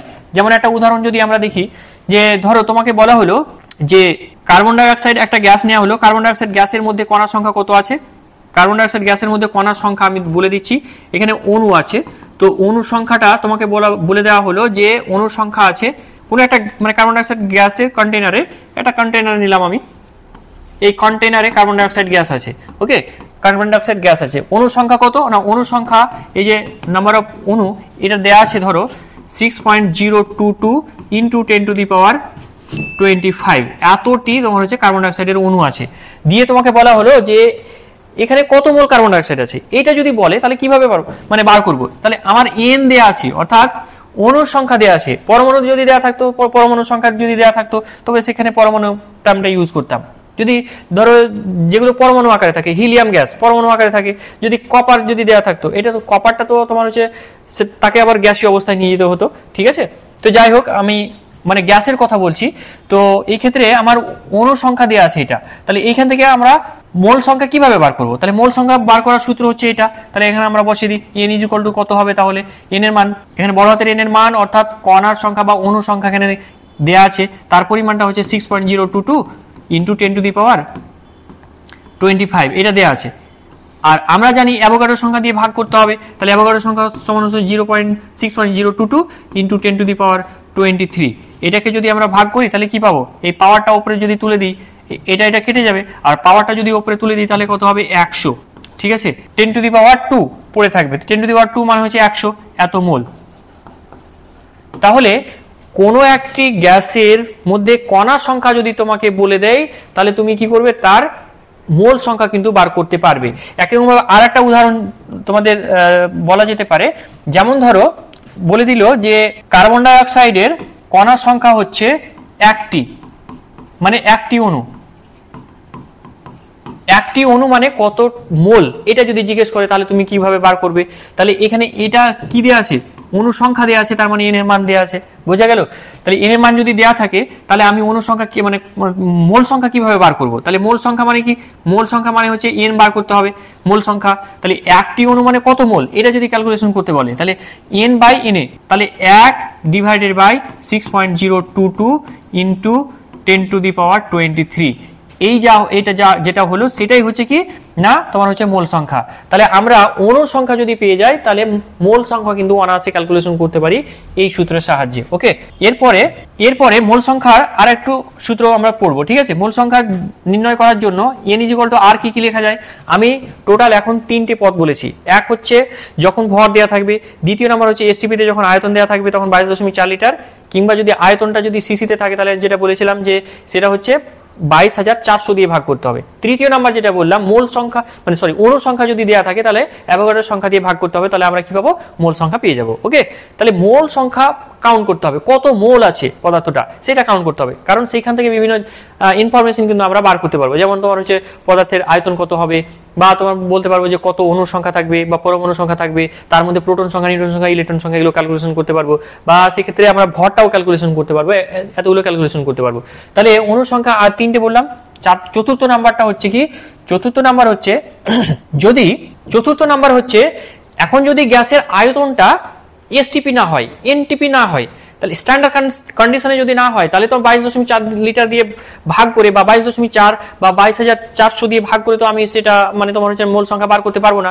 তখন সেই ক্ষেত্রে আমার কি করতে হবে, আমরা জানি আদর্শ গ্যাসের ক্ষেত্রে আমরা জানি যে PV is equal to nRT, ঠিক আছে। তাহলে এখান থেকে এন এর মান কত, এটা তো মোল সংখ্যা ছিল, এর মানে হচ্ছে পিভি বাই হচ্ছে আরটি, তাহলে এই সূত্রটা কিন্তু আমরা এখানে মানে লিখতে পারবো। তাহলে এন এর মান হচ্ছে পিভি বাই আরটি, ঠিক আছে। এইটা একটা সূত্র পেলাম। এই সূত্র কখন খাটবে, এই সূত্রটা খাটবে কখন না, গ্যাসটা যে কোনো টেম্পারেচার প্রেসারে থাকতে পারে, এটা আমার দেখার বিষয় নয়, সেই টেম্পারেচার প্রেসারটা এখানে পুট করব, পিভি এবং টি এর মান যদি পুট করি, আর এর মান তো আমাদের জানা, আর এর মানটা হচ্ছে কত, আর আর এর মানটা হচ্ছে আমাদের এসআই ইউনিটে যদি দিই তাহলে 8.314 জুল পার মোল পার কেলভিন, এইটা আমরা জানি। ঠিক আছে, তাহলে এসআই ইউনিটে এখানে বসাবো, বাকিগুলো এসআই ইউনিটে বসিয়ে দেবো, তাহলে আমরা এন এর মান কিন্তু বার করতে পারবো। তার মানে এখান থেকে আমরা টেম্পারেচার প্রেসার যদি একটা স্ট্যান্ডার্ড কন্ডিশনে থাকে, এসটিপি তে থাকে, তাহলে তো ওই সূত্র দিয়ে 22.4 দিয়ে পারবো বার করতে। কিন্তু যদি মানে তোমার হচ্ছে এসটিপি বা এনটিপি এটা যদি দেয়া না থাকে, তাহলে সেই ক্ষেত্রে কিন্তু আমরা এই সূত্র ব্যবহার করে এন এর মানটাকে আমাদেরকে বার করতে হবে। ওকে, এইটা গেল। তাহলে এরপরে আরেকটা সূত্র আমরা জানার চেষ্টা করব, সেটা হচ্ছে কি যে কোনো একটা গ্যাসের যদি তোমার হচ্ছে বাষ্প ঘনত্ব দেয়া থাকে, কোনো একটা গ্যাসের বাষ্প ঘনত্ব যদি দেয়া থাকে এবং ভর দেয়া থাকে ধরো, তাহলে সেই ক্ষেত্রে কি হবে? সেই ক্ষেত্রে হবে আমরা যেটা জানি যে N = W বাই বড় হাতের M, মানে মোলার মাস। ঠিক আছে, আবার আমরা এটাও জানি যে মোলার মাস একটু আগে মানে এই লেকচারের প্রথমে যেটা আমরা শিখেছিলাম প্রথম দিকে, সেটা হচ্ছে M = 2D। এই M = 2D সূত্রটা প্রথমে পড়েছিলাম এই কারণে যাতে করে আমরা নাম্বার অফ মোলটা ক্যালকুলেশন করতে পারি। ওকে, তাহলে এই ক্ষেত্রে আমরা ওই জায়গাটা বসিয়ে দিই M এর মানটা, তাহলে এখানে আমরা লিখে দিচ্ছি 2D। ওকে, তাহলে এটা সমান সমান কত হচ্ছে N = হচ্ছে 1/2 ইনটু হচ্ছে কি M 1/2 into W by M। ঠিক আছে, তার মানে এইটা একটা সূত্র পেলাম। ওকে, তাহলে নাম্বার অফ মোল ক্যালকুলেশন করতে পারি যদি কোনো একটা তাহলে যেটা পেলাম এন মানে হচ্ছে কি এখান থেকে যেটা পেলাম যে আমরা এম এর পরিবর্তে ওই 2D বসিয়ে দিলাম, তাহলে এম এর পরিবর্তে 2D বসিয়ে দিলে যেটা পাচ্ছি যে half into M W by হচ্ছে এখানে ডি, তাহলে এই একটা সূত্র পেলাম। ওকে, তার মানে আমরা নাম্বার অফ মোলটা ক্যালকুলেশন করতে পারি যদি কোনো একটা গ্যাসের বাষ্প ঘনত্ব যদি দেয়া থাকে বা আপেক্ষিক ঘনত্ব যদি দেয়া থাকে, তাহলে সেই ক্ষেত্রে কিন্তু আমরা খুব সহজে এন এর মানটা কিন্তু ক্যালকুলেশন করতে পারি, অর্থাৎ মোল সংখ্যাটা ক্যালকুলেশন করতে পারি। তাহলে অ্যাট এ গ্ল্যান্স আমরা মানে তোমার হচ্ছে একটা জায়গায় যদি সূত্রগুলো নিয়ে আসতে চাই, তাহলে সেই ক্ষেত্রে কি হবে? সেই ক্ষেত্রে যেটা হচ্ছে আমি একবারে লিখতে চাইছি এটা, যাতে করে তোমরা এইটা নোট করবে। ঠিক আছে, এটা নোট করে নেবে যে এন এর মান কিভাবে ক্যালকুলেশন করতে হয়। তাহলে এন মানে হচ্ছে ডব্লিউ বাই এম, এক নাম্বার আমরা সূত্র পড়েছিলাম। দ্বিতীয় এখান থেকে বলতে পারি যে ডব্লিউ বাই 2D, এটা দ্বিতীয় সূত্র। ঠিক আছে, এটা দিয়ে প্রকাশ করতে পারি, এটা দিয়ে প্রকাশ করতে পারি। আবার আমি অলরেডি আগে বলেছি কোন কন্ডিশনে এটা হবে, সব সলিড স্টেট, লিকুইড স্টেট বা গ্যাসিয়াস স্টেট সব স্টেটে এটা ক্যালকুলেশন করা যাবে এই সূত্রটা দিয়ে। আর এটাও কিন্তু একই। ঠিক আছে, যেহেতু এটা বাষ্প ঘনত্ব, তাহলে এটাকে গ্যাসীয় অবস্থায় থাকতে হবে, তবে কিন্তু এটা আমরা প্রকাশ করতে পারবো। অর্থাৎ গ্যাসের ভর তোমাকে জানতে হবে আর ওই গ্যাসের তোমার হচ্ছে বাষ্প ঘনত্ব জানতে হবে, তাহলে এই সূত্র থেকে নাম্বার অফ মোল ক্যালকুলেশন করা যাবে। তারপরে যেটা মানে দেখছি যে এটা N = লেখা যাচ্ছে কত না, আয়তন যদি দেয়া থাকে, ঠিক আছে, এটা যদি লিটারে দেয়া থাকে, তাহলে আমরা যেটা করবো 22.4 লিটার দিয়ে এটাকে ভাগ করবো, 22.4 দিয়ে ভাগ করবো। ওকে, তাহলে এটা যেহেতু আমরা লিটারে প্রকাশ করলে এইভাবে হবে, তার মানে সিম্পল লিটারে যদি দেয়া থাকে তাহলে 22.4 লিটার দিয়ে ভাগ করে দেবো, হয়ে যাবে। বা তোমার সেই ক্ষেত্রে যদি তোমার হচ্ছে ভিটা তোমার হচ্ছে ml কিংবা সিসি যেটা বলছিলাম, বা তোমার হচ্ছে সেন্টিমিটার কিউব, এই এককগুলো যদি ইউজ করা থাকে, তাহলে আমরা যেটা করব সেটা হচ্ছে 22,400 এইটা দিয়ে ভাগ করব, তাহলে আমরা এই সূত্র দিয়ে বার করতে পারি। তারপরে যেটা করলাম সেটা হচ্ছে পিভি বাই আরটি, এটা একটা সূত্র পেয়েছিলাম। আরেকটা সূত্র পেয়েছিলাম নাম্বার অফ অণু, মানে মলিকুলার সংখ্যা বা অণুর সংখ্যা ডিভাইডেড বাই হচ্ছে অ্যাভোগাড্রোর সংখ্যা। এই সূত্র কটা আমাদের যদি জানা থাকে, তাহলে এটা আমি তোমাদের গ্যারান্টি দিচ্ছি যে এর বাইরে তোমার কোনো একটা জিনিস আসবে না বা এর বাইরে কোনো একটা কিছু লাগবে না, যাতে করে তোমাকে কি করতে হয়, মানে নাম্বার অফ মোলটা অন্য সূত্র দিয়ে, তোমার অন্য কোনো সূত্র নেই, বা তোমার এই যে এতটুকু শিখলে তুমি সব ধরনের অঙ্ক থেকে তুমি নাম্বার অফ মোলটা ক্যালকুলেশন করতে পারবে। আর নাম্বার অফ মোল এতটাই গুরুত্বপূর্ণ যে এটা একটা সেন্টার, এই সেন্টার থেকে তুমি বিভিন্ন জায়গায় বিভিন্ন জিনিস ক্যালকুলেশন করতে পারো, ভর ক্যালকুলেশন করতে পারো, নাম্বার অফ অণুর সংখ্যা ক্যালকুলেশন করতে পারো, মোল সংখ্যা, বা তুমি ভরটা ক্যালকুলেশন করতে পারবে বা আয়তন ক্যালকুলেশন করতে পারবে। এটা আমরা বিভিন্ন এক্সাম্পলের সাহায্যে বিষয়টাকে আমরা দেখে নেব। ওকে, চলো তাহলে নেক্সট স্লাইডে চলে যায়। আচ্ছা, এবার আমরা মোল সংখ্যা রিলেটেড কতগুলো অঙ্ক করব। ঠিক আছে, অঙ্কগুলো আমরা দেখে নিচ্ছি। যেমন প্রথম কোশ্চেনটা আছে এখানে যে এসটিপিতে 44.8 লিটার ওজন গ্যাসের কত সংখ্যক অক্সিজেন পরমাণু থাকবে, এটা একটা কোশ্চেন। ঠিক আছে, তাহলে এটা আমরা আনসার করার চেষ্টা করি। তাহলে দেখো এখানে লিটারে দেওয়া আছে আয়তনটা। ওকে, তাহলে কোন সূত্র আমরা প্রকাশ করব? এখন গ্যাসটা কি, গ্যাসটা হচ্ছে ওজন গ্যাস। একটা ওজন গ্যাসে আমরা দেখতে পাচ্ছি অক্সিজেনের পরমাণু কটি রয়েছে? 3টি পরমাণু রয়েছে। এইটা আমাদেরকে ভালো করে বুঝতে হবে। একটা অক্সিজেনের এইটা হচ্ছে ওজনের অণু, ওকে। ওজনের অণুটা একটি অণুতে কটি পরমাণু রয়েছে অক্সিজেনের? 3টি অক্সিজেন পরমাণু রয়েছে। তাহলে অণু সংখ্যা যদি ক্যালকুলেশন করতে পারি তাহলে পরমাণুর সংখ্যাও ক্যালকুলেশন করতে পারবো, কারণ ওখানে বলেছে কি অক্সিজেন পরমাণুর সংখ্যা তুমি ক্যালকুলেশন করো, ওকে। তাহলে এন এর মান কিভাবে বার করব আমি এখানে দেখে নিচ্ছি। প্রথমে যে আমি সূত্রগুলো পড়ালাম, ঠিক আছে, যে যদি গ্যাসের আয়তন দেয়া থাকে, এসটিপিতে যদি আয়তন দেয়া থাকে তাহলে সূত্র কি ছিল? এসটিপিতে আয়তন দেয়া থাকলে সূত্র ছিল ভি বাই তোমার 22.4 লিটার, কারণ হচ্ছে 22.4 দিয়ে ভাগ করতে হবে, কারণটা কি এখানে লিটারে দেয়া আছে, ঠিক আছে। তাহলে আমরা কি পাচ্ছি এখানে? নাম্বার অফ মোল কত হচ্ছে, ওজনের নাম্বার অফ মানে ওজন কত অণু আছে এখানে সেটা ক্যালকুলেশন করব, ঠিক আছে। তাহলে কত হচ্ছে? আয়তনটা দেয়া আছে 44.8 লিটার, 44.8 লিটার ডিভাইডেড বাই 22.4, তাহলে এখানে আমরা পেলাম 2 মোল, ওকে। তোমরা লিখে নেবে, এর সঙ্গে সঙ্গে দেখতে দেখতে লিখে ফেলবে, এটা ক্লিয়ার। তাহলে আমরা 2 মোল পেয়ে গেলাম। অণুর মোল সংখ্যা যখনই পেয়ে যাব তখন কিন্তু আমরা কণার সংখ্যা ক্যালকুলেশন করতে পারবো। এই মোল সংখ্যা পাওয়ার মানে হচ্ছে কণার সংখ্যা ক্যালকুলেশন করতে পারবো, ঠিক আছে। তাহলে যখন 2 মোল হলো, আমরা জানি যে 1 মোল ওজন এ উপস্থিত 1 মোল ওজনে উপস্থিত ওজন এর অণু সংখ্যা সমান সমান কত? অ্যাভোগাড্রো সংখ্যক, অর্থাৎ 6.022 into 10 to the power 23t। এটা হচ্ছে অণু সংখ্যা, এটা ঠিক আছে। অণু সংখ্যাটা বার হলো। তাহলে 1 মোল ওজনের অণু সংখ্যা কত না অ্যাভোগাড্রো সংখ্যক। তাহলে এখানে কত মোল পেলাম আমরা? 2 মোল। 2 মোল ওজনে উপস্থিত ওজন এর অণু সংখ্যা তাহলে কত হবে? ওজনের অণু সংখ্যা তাহলে কত হবে? 2 দিয়ে গুণ করে দিতে হবে, তাহলে 2 into 6.022 into 10 to the power 23। এতটি হচ্ছে কি? এতটি হচ্ছে অণু সংখ্যা। তাহলে যেটা পেলাম ওজনের অণু সংখ্যা এখান থেকে ক্যালকুলেশন হয়ে গেল, ওকে। তাহলে আমাকে যেটা বার করতে হবে যে ওজনে অক্সিজেন পরমাণুর সংখ্যাটা ক্যালকুলেশন করতে হবে, ক্লিয়ার। তাহলে এখান থেকে একটু সামারি করে দিই যে ওজনের অণু সংখ্যা কত পেলাম না ওজনের অণু সংখ্যা হচ্ছে 2 অ্যাভোগাড্রো সংখ্যক পেয়েছি, এখানে 2 অ্যাভোগাড্রো সংখ্যক, ঠিক আছে। আচ্ছা, তারপরে আমরা যেটা লিখবো যে তারপরে লিখবো যেহেতু একটি ওজন অণুতে 3টি অক্সিজেন পরমাণু বর্তমান,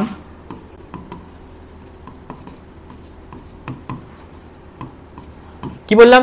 যেহেতু একটি ওজন অণুতে 3টি অক্সিজেন পরমাণু বর্তমান, অতএব তাহলে এই অণু সংখ্যা তো পেয়ে গেছি, তাহলে একটিতে যদি 3টি থাকে তাহলে এতগুলোতে কত থাকবে? তাহলে 3 দিয়ে টোটাল গুণ করতে হবে, ঠিক আছে। তাহলে এই লাইনটার পরে আমি মানে লাস্ট লাইন লিখবো এখানে, ঠিক আছে। লাস্ট লাইনটা আমি এখানে লিখে দিচ্ছি, তোমরা একটু করে লিখে নেবে, ঠিক আছে। প্রথমে তাহলে কি লিখবে? মোল সংখ্যা বার করবে। সব জায়গায় দেখবে আগে মোল সংখ্যাতে এসো। মোল সংখ্যা বার করার সঙ্গে সঙ্গে অণু সংখ্যা বেরিয়ে গেল। অণু সংখ্যা বেরোনোর পর আমি এই কথাটা লিখবো যেহেতু একটি ওজন অণুতে 3টি অক্সিজেন পরমাণু বর্তমান, অতএব অক্সিজেন পরমাণুর সংখ্যা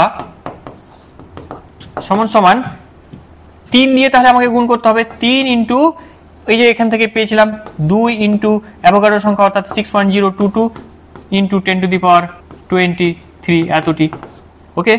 তাহলে এখানে 3 দুগুণে 6 দিয়ে গুণ করলে যা হবে এটা তোমরা এখানে ক্যালকুলেটরে বসিয়ে নিও, দিয়ে এর মানটা কত হচ্ছে তোমরা আমাকে কমেন্ট করে তোমার হচ্ছে জানিয়ে দেবে, ঠিক আছে।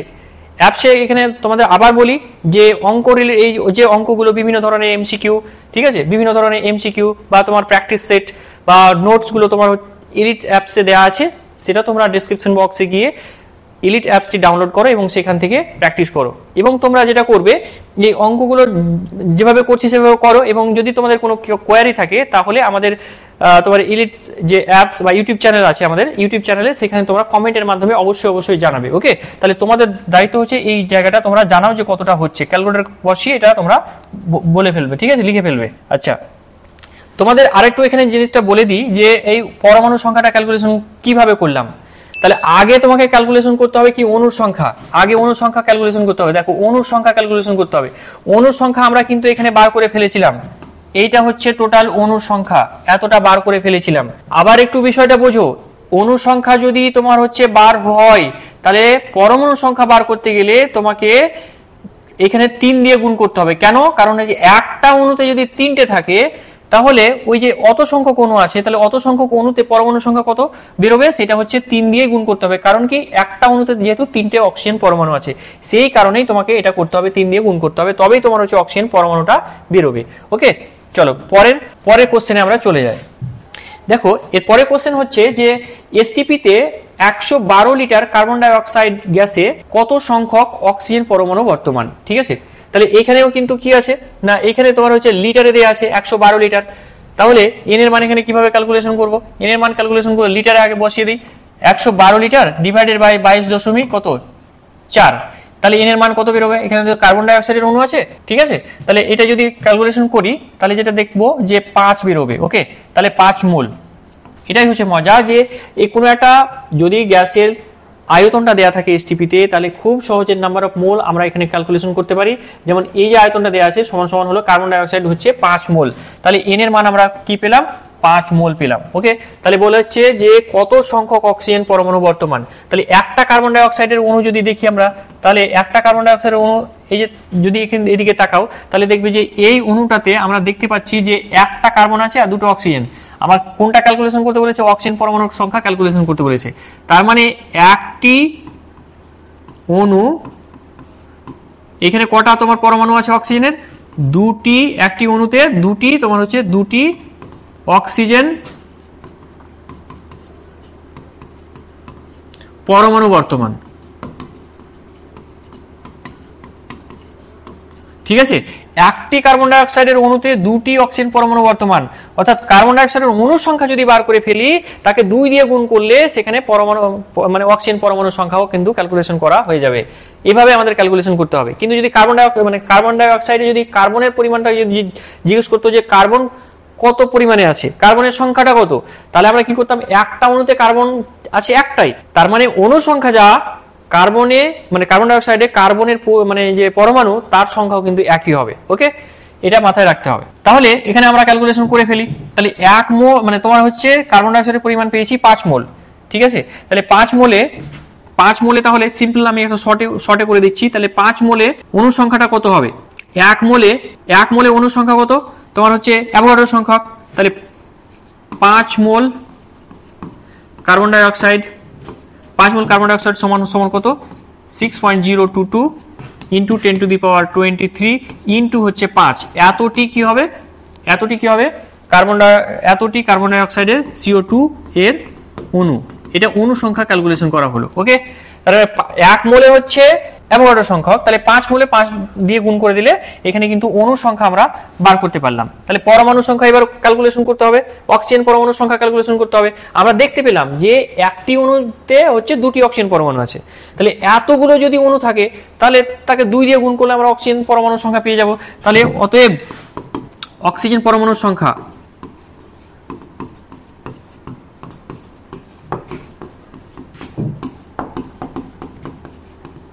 পরমাণু সংখ্যা কত হবে? তাহলে এটাকে আবার 2 দিয়ে গুণ করতে হবে। 2 ইন্টু 5 ইন্টু 6.022 ইন্টু 10⁻23t।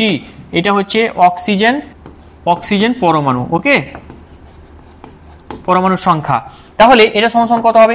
এইটা হচ্ছে 5 দুগুণে 10, 10 কেটে দিয়ে গুণ করলে তাহলে কত হবে? 6.022 ইন্টু 10⁻, এখানে 10 মানে পাওয়ারে 1 বেড়ে যাবে, অর্থাৎ 24 এতটি অক্সিজেন পরমাণু। ব্যাস হয়ে গেল। তাহলে আমার এখানে মানে তোমার হচ্ছে আনসারটা বেরিয়ে গেল। তাহলে আনসারটা হচ্ছে এইটা, তোমরা লিখে ফেলো। ওকে, আচ্ছা, পরের কোশ্চেনে আমরা চলে আসি। পরের কোশ্চেনটা হচ্ছে কি, যে একটা মোল সংখ্যা দেওয়া আছে। ঠিক আছে, এখানে কার্বন পরমাণু দেওয়া আছে। দেখো এত মোল সংখ্যা কত দিয়েছে, এখানে এন এর মান কিন্তু দিয়ে দিয়েছে। এন এর মান হচ্ছে 5 ইন্টু 10⁻⁻4 মোল। এখানে এন এর মান আমার গিভেন। ওকে, বলেছে যে কতগুলো নিউটন আছে, কার মধ্যে? কার্বন 14 এর মধ্যে, C14 এর মধ্যে। তাহলে কার্বন একটা পরমাণু যদি আমরা নিই C14, তাহলে দেখবো কি কার্বনের প্রোটন সংখ্যা কত?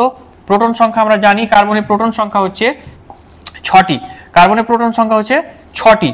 ঠিক আছে, তাহলে এর মধ্যে নিউটনের সংখ্যা কত আছে? একটা কার্বনে নিউটন সংখ্যা কত? একটা কার্বনে নিউটন সংখ্যা হচ্ছে 14 মাইনাস হচ্ছে 6 সমান সমান হচ্ছে 8টি।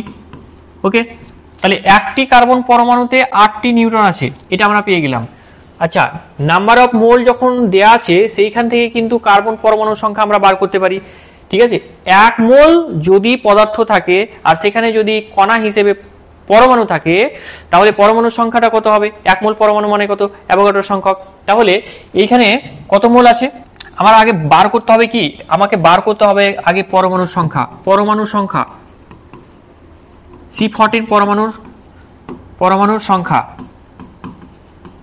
C14, এই C14 পরমাণুর সংখ্যা কত বের হবে? পরমাণুর সংখ্যাটা আমি যদি n ধরি তাহলে n এর সূত্র কি? আমরা আগে পড়েছিলাম কিরকম, যে n n divided by na, এই সূত্রটা আগে পড়েছিলাম। তাহলে এইখান থেকে আমরা বলতে পারি কি, যে এই নাম্বার অফ মলিকিউল বা এখানে কণা, তোমার হচ্ছে এখানে কণার পরিবর্তে আমরা কি পেলাম? এখানে পেলাম পরমাণু। এটা সমান সমান কত? এটাকে গুণ করতে হবে n ইন্টু অ্যাভোগাড্রোর সংখ্যা। ওকে, এটা দিয়ে পাবো। তাহলে এখানে C14 পরমাণুর সংখ্যাটা কত হবে? n ইন্টু na, এই সূত্র দিয়ে বোঝো তাহলে খুব সহজে হয়ে যাবে। তাহলে নাম্বার অফ মোলের সংখ্যা তো অলরেডি দেওয়া আছে, কত? 5 ইন্টু 10 টু দি পাওয়ার -4 এত দেওয়া আছে। আর অ্যাভোগাড্রোর সংখ্যা আমরা জানি 6.022 ইন্টু 10 টু দি পাওয়ার 23। ঠিক আছে, এতগুলো কি হবে? পরমাণু হবে। কার পরমাণু? না কার্বন C14 পরমাণুর সংখ্যা, এটা বার করছি আমরা। ওকে, তাহলে এটা যদি দেখি তাহলে কত হবে? তাহলে এখানে 5 ইন্টু 6.022 ইন্টু 10 টু দি পাওয়ার, এখানে দেখো পাওয়ারটা কি হবে? এখানে মানে তোমার হচ্ছে যোগ হয়ে যাবে, তো -4, তাহলে এখানে 10 টু দি পাওয়ার হচ্ছে 19। ঠিক আছে, এত। তাহলে এটা ক্যালকুলেশন করে যা আসবে সেটাই। ঠিক আছে, তোমরা ক্যালকুলেটরে বসিয়ে নাও এবং দেখো কতটা অ্যান্সার আসছে। ওকে, তাহলে এটা যেটা আমরা পেলাম এটা হচ্ছে কার্বন 14 পরমাণুর সংখ্যা পেলাম। কার্বন 14 পরমাণুর সংখ্যা এখান থেকে বেরোলো। তাহলে একটা কার্বন পরমাণুতে 8টি নিউটন আছে, তাহলে কার্বন পরমাণুর সংখ্যা তো বেরিয়ে গেছে। এখানে একটাতে আছে 8টা, তাহলে এতগুলো তো কত থাকবে? নিশ্চয় 8 দিয়ে গুণ হবে। তাহলে এখান থেকে পরের লাইনে আমরা লিখবো যে তোমার হচ্ছে 5 ইন্টু 10 টু দি পাওয়ার -4 এত মোল C14 এ উপস্থিত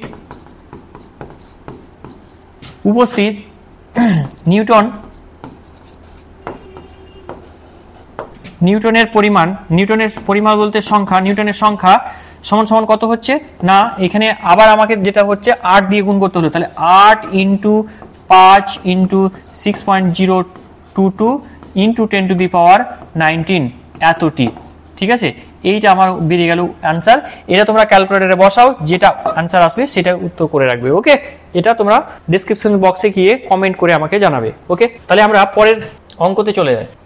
আচ্ছা, এই অঙ্কটা দেখো, এখানে বলা হয়েছে কি 1 মিলিমোল অ্যামোনিয়ার ভর কত? ঠিক আছে, 1 নম্বর কোশ্চেন। এর মধ্যে কতগুলি অণু বর্তমান? খুবই সোজা বিষয়টা। দেখো কিভাবে 1 মিলিমোল বলেছে, তার মানে 1 মিলিমোল মানে কত? 1 মিলিমোল মানে কত? 1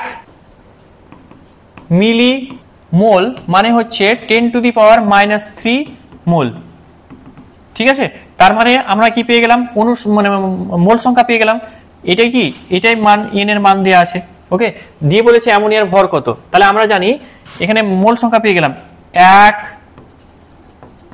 মোল অ্যামোনিয়ার ভর। অ্যামোনিয়া মানে এখানে NH3, এর ভর আমরা জানি মোলার মাস কত? 17 গ্রাম। এটা আমরা পড়েছিলাম, কারণ অ্যামোনিয়াতে কি কি আছে? এই যে NH3, নাইট্রোজেনের হচ্ছে 14 আর হাইড্রোজেনের 1 করে, তাহলে হচ্ছে 14 প্লাস হচ্ছে 3 ইন্টু 1, এটা হয়ে গেল 17। এভাবে আমরা বার করে রেখেছিলাম। তার মানে হচ্ছে 1 মোল মানে হচ্ছে কত ভর? 17 গ্রাম। তাহলে 1 মিলিমোল মানে তাহলে কত হবে? অতএব 1 মিলিমোল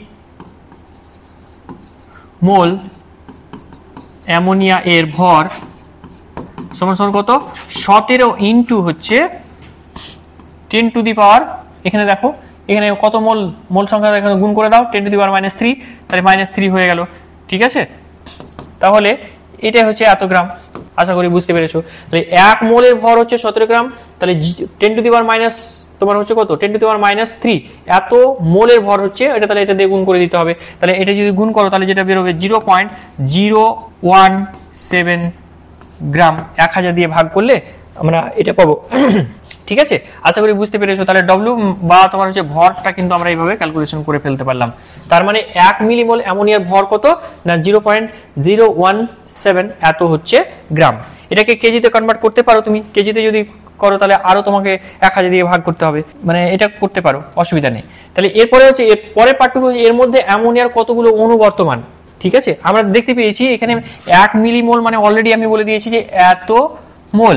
1 মোলের মধ্যে কতটা আছে আমরা জানি যে 1 মোল অ্যামোনিয়া, এটা সেকেন্ড পার্ট কোশ্চেনে। ঠিক আছে, 1 মোল অ্যামোনিয়া NH3 তে অণুর সংখ্যা কত হচ্ছে না 6.022 ইন্টু 10⁻23 টি কি থাকবে NH3 এর অণু।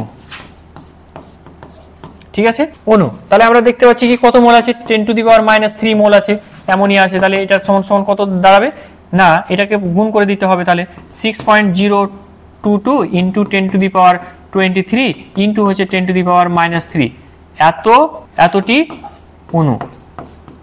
ওকে, আচ্ছা এটা যদি ক্যালকুলেশন করি তাহলে কত বের হবে 6.022 ইন্টু 10⁻20 টি অণু। এই আমার বেরিয়ে গেল আনসার। তাহলে এইটা হয়ে গেল আনসার। ঠিক আছে, 1 মোলে কতটি অণু আছে, অ্যাভোগাড্রো সংখ্যক অণু আছে।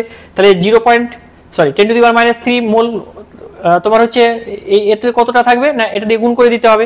তাহলে হয়ে গেল এটা। তাহলে এটা গুণ করে দিলে আমরা পেলাম 6.022 ইন্টু 10⁻20 এতটি অণু। তার মানে আমরা লাস্ট লাইন লিখবো যে 1 মিলিমোল অ্যামোনিয়াতে অণুর সংখ্যা হচ্ছে 6.022 ইন্টু 10⁻23 এতটি অণু আছে। ওকে, চলো এরপরে আমরা পরের কোশ্চেনে চলে যাই। আচ্ছা দেখো এই কোশ্চেনটা পড়ো, 0.5 মোল সালফার ডাইঅক্সাইডে কতগুলি অক্সিজেন পরমাণু বর্তমান। এই কোশ্চেনটা আগের মতো করে, ঠিক আছে, এটা আশা করি যে আগের কোশ্চেনগুলো যদি বুঝতে পারো তো এই কোশ্চেনটা কিন্তু খুব সহজে বুঝতে পারবে।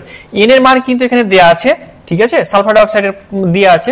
তাহলে এন এর মান যদি দেয়া থাকে তাহলে সেখান থেকে আমরা অণু সংখ্যা ক্যালকুলেশন করতে পারবো।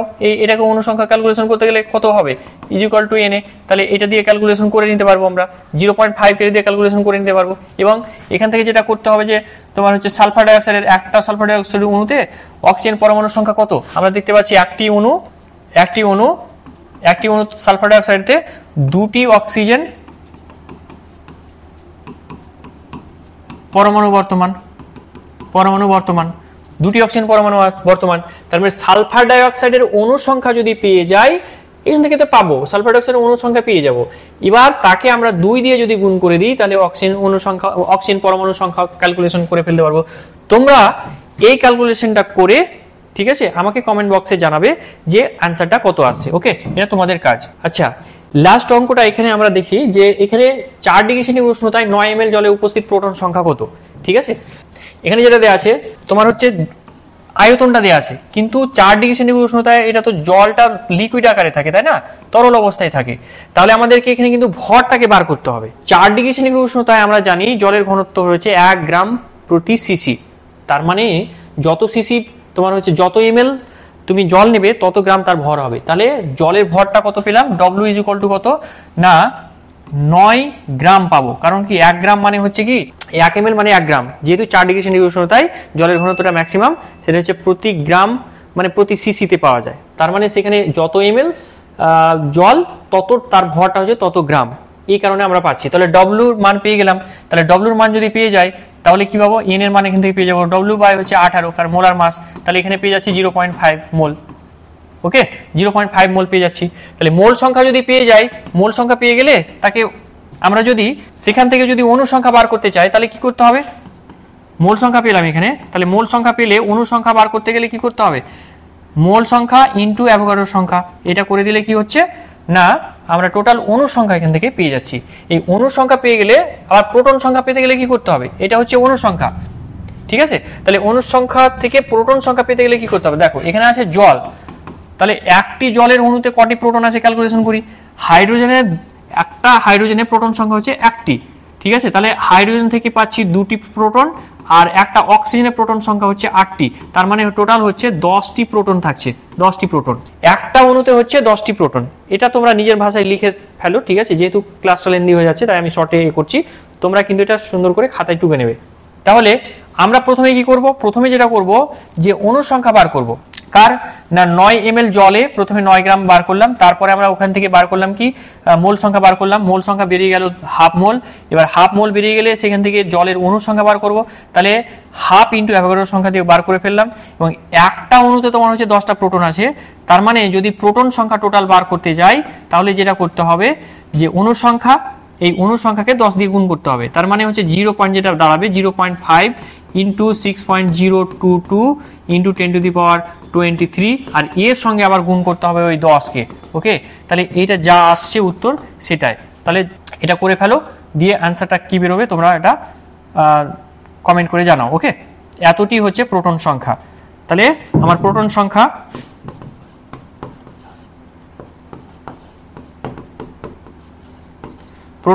সমান সমান n ইন্টু na ইন্টু হচ্ছে প্রোটন সংখ্যা 10, এইটা দিয়ে আমরা বার করতে পারবো। আর এই সংখ্যাটা হচ্ছে এইটা, এটা তোমরা ক্যালকুলেটরে করে নাও। ওকে, তাহলে আজকের ক্লাস এই পর্যন্তই থাকছে। তোমরা এই ক্লাসের পুরো মানে নোটস, ঠিক আছে, নোটস এবং এমসিকিউ, এরপরে আমরা এমসিকিউ আপলোড করব। তোমরা এটা যদি পেতে চাও এবং সেগুলো যদি সলভ করো, তাহলে সলভ করতে চাও, ভালো করে পড়তে চাও, তাহলে তোমরা ইলিটস অ্যাপটি ডাউনলোড করো এবং সেখানে বিস্তারিতভাবে এইগুলো সবগুলো পেয়ে যাবে। ঠিক আছে, আজকে তাহলে এই পর্যন্তই। ঠিক আছে, থ্যাংক ইউ। এই ধরনের এডুকেশনাল ভিডিও আরও দেখতে চ্যানেলটিকে সাবস্ক্রাইব করে এলিট পরিবারের মেম্বার হয়ে যাও। Thank you so much and always remember, knowledge worth sharing.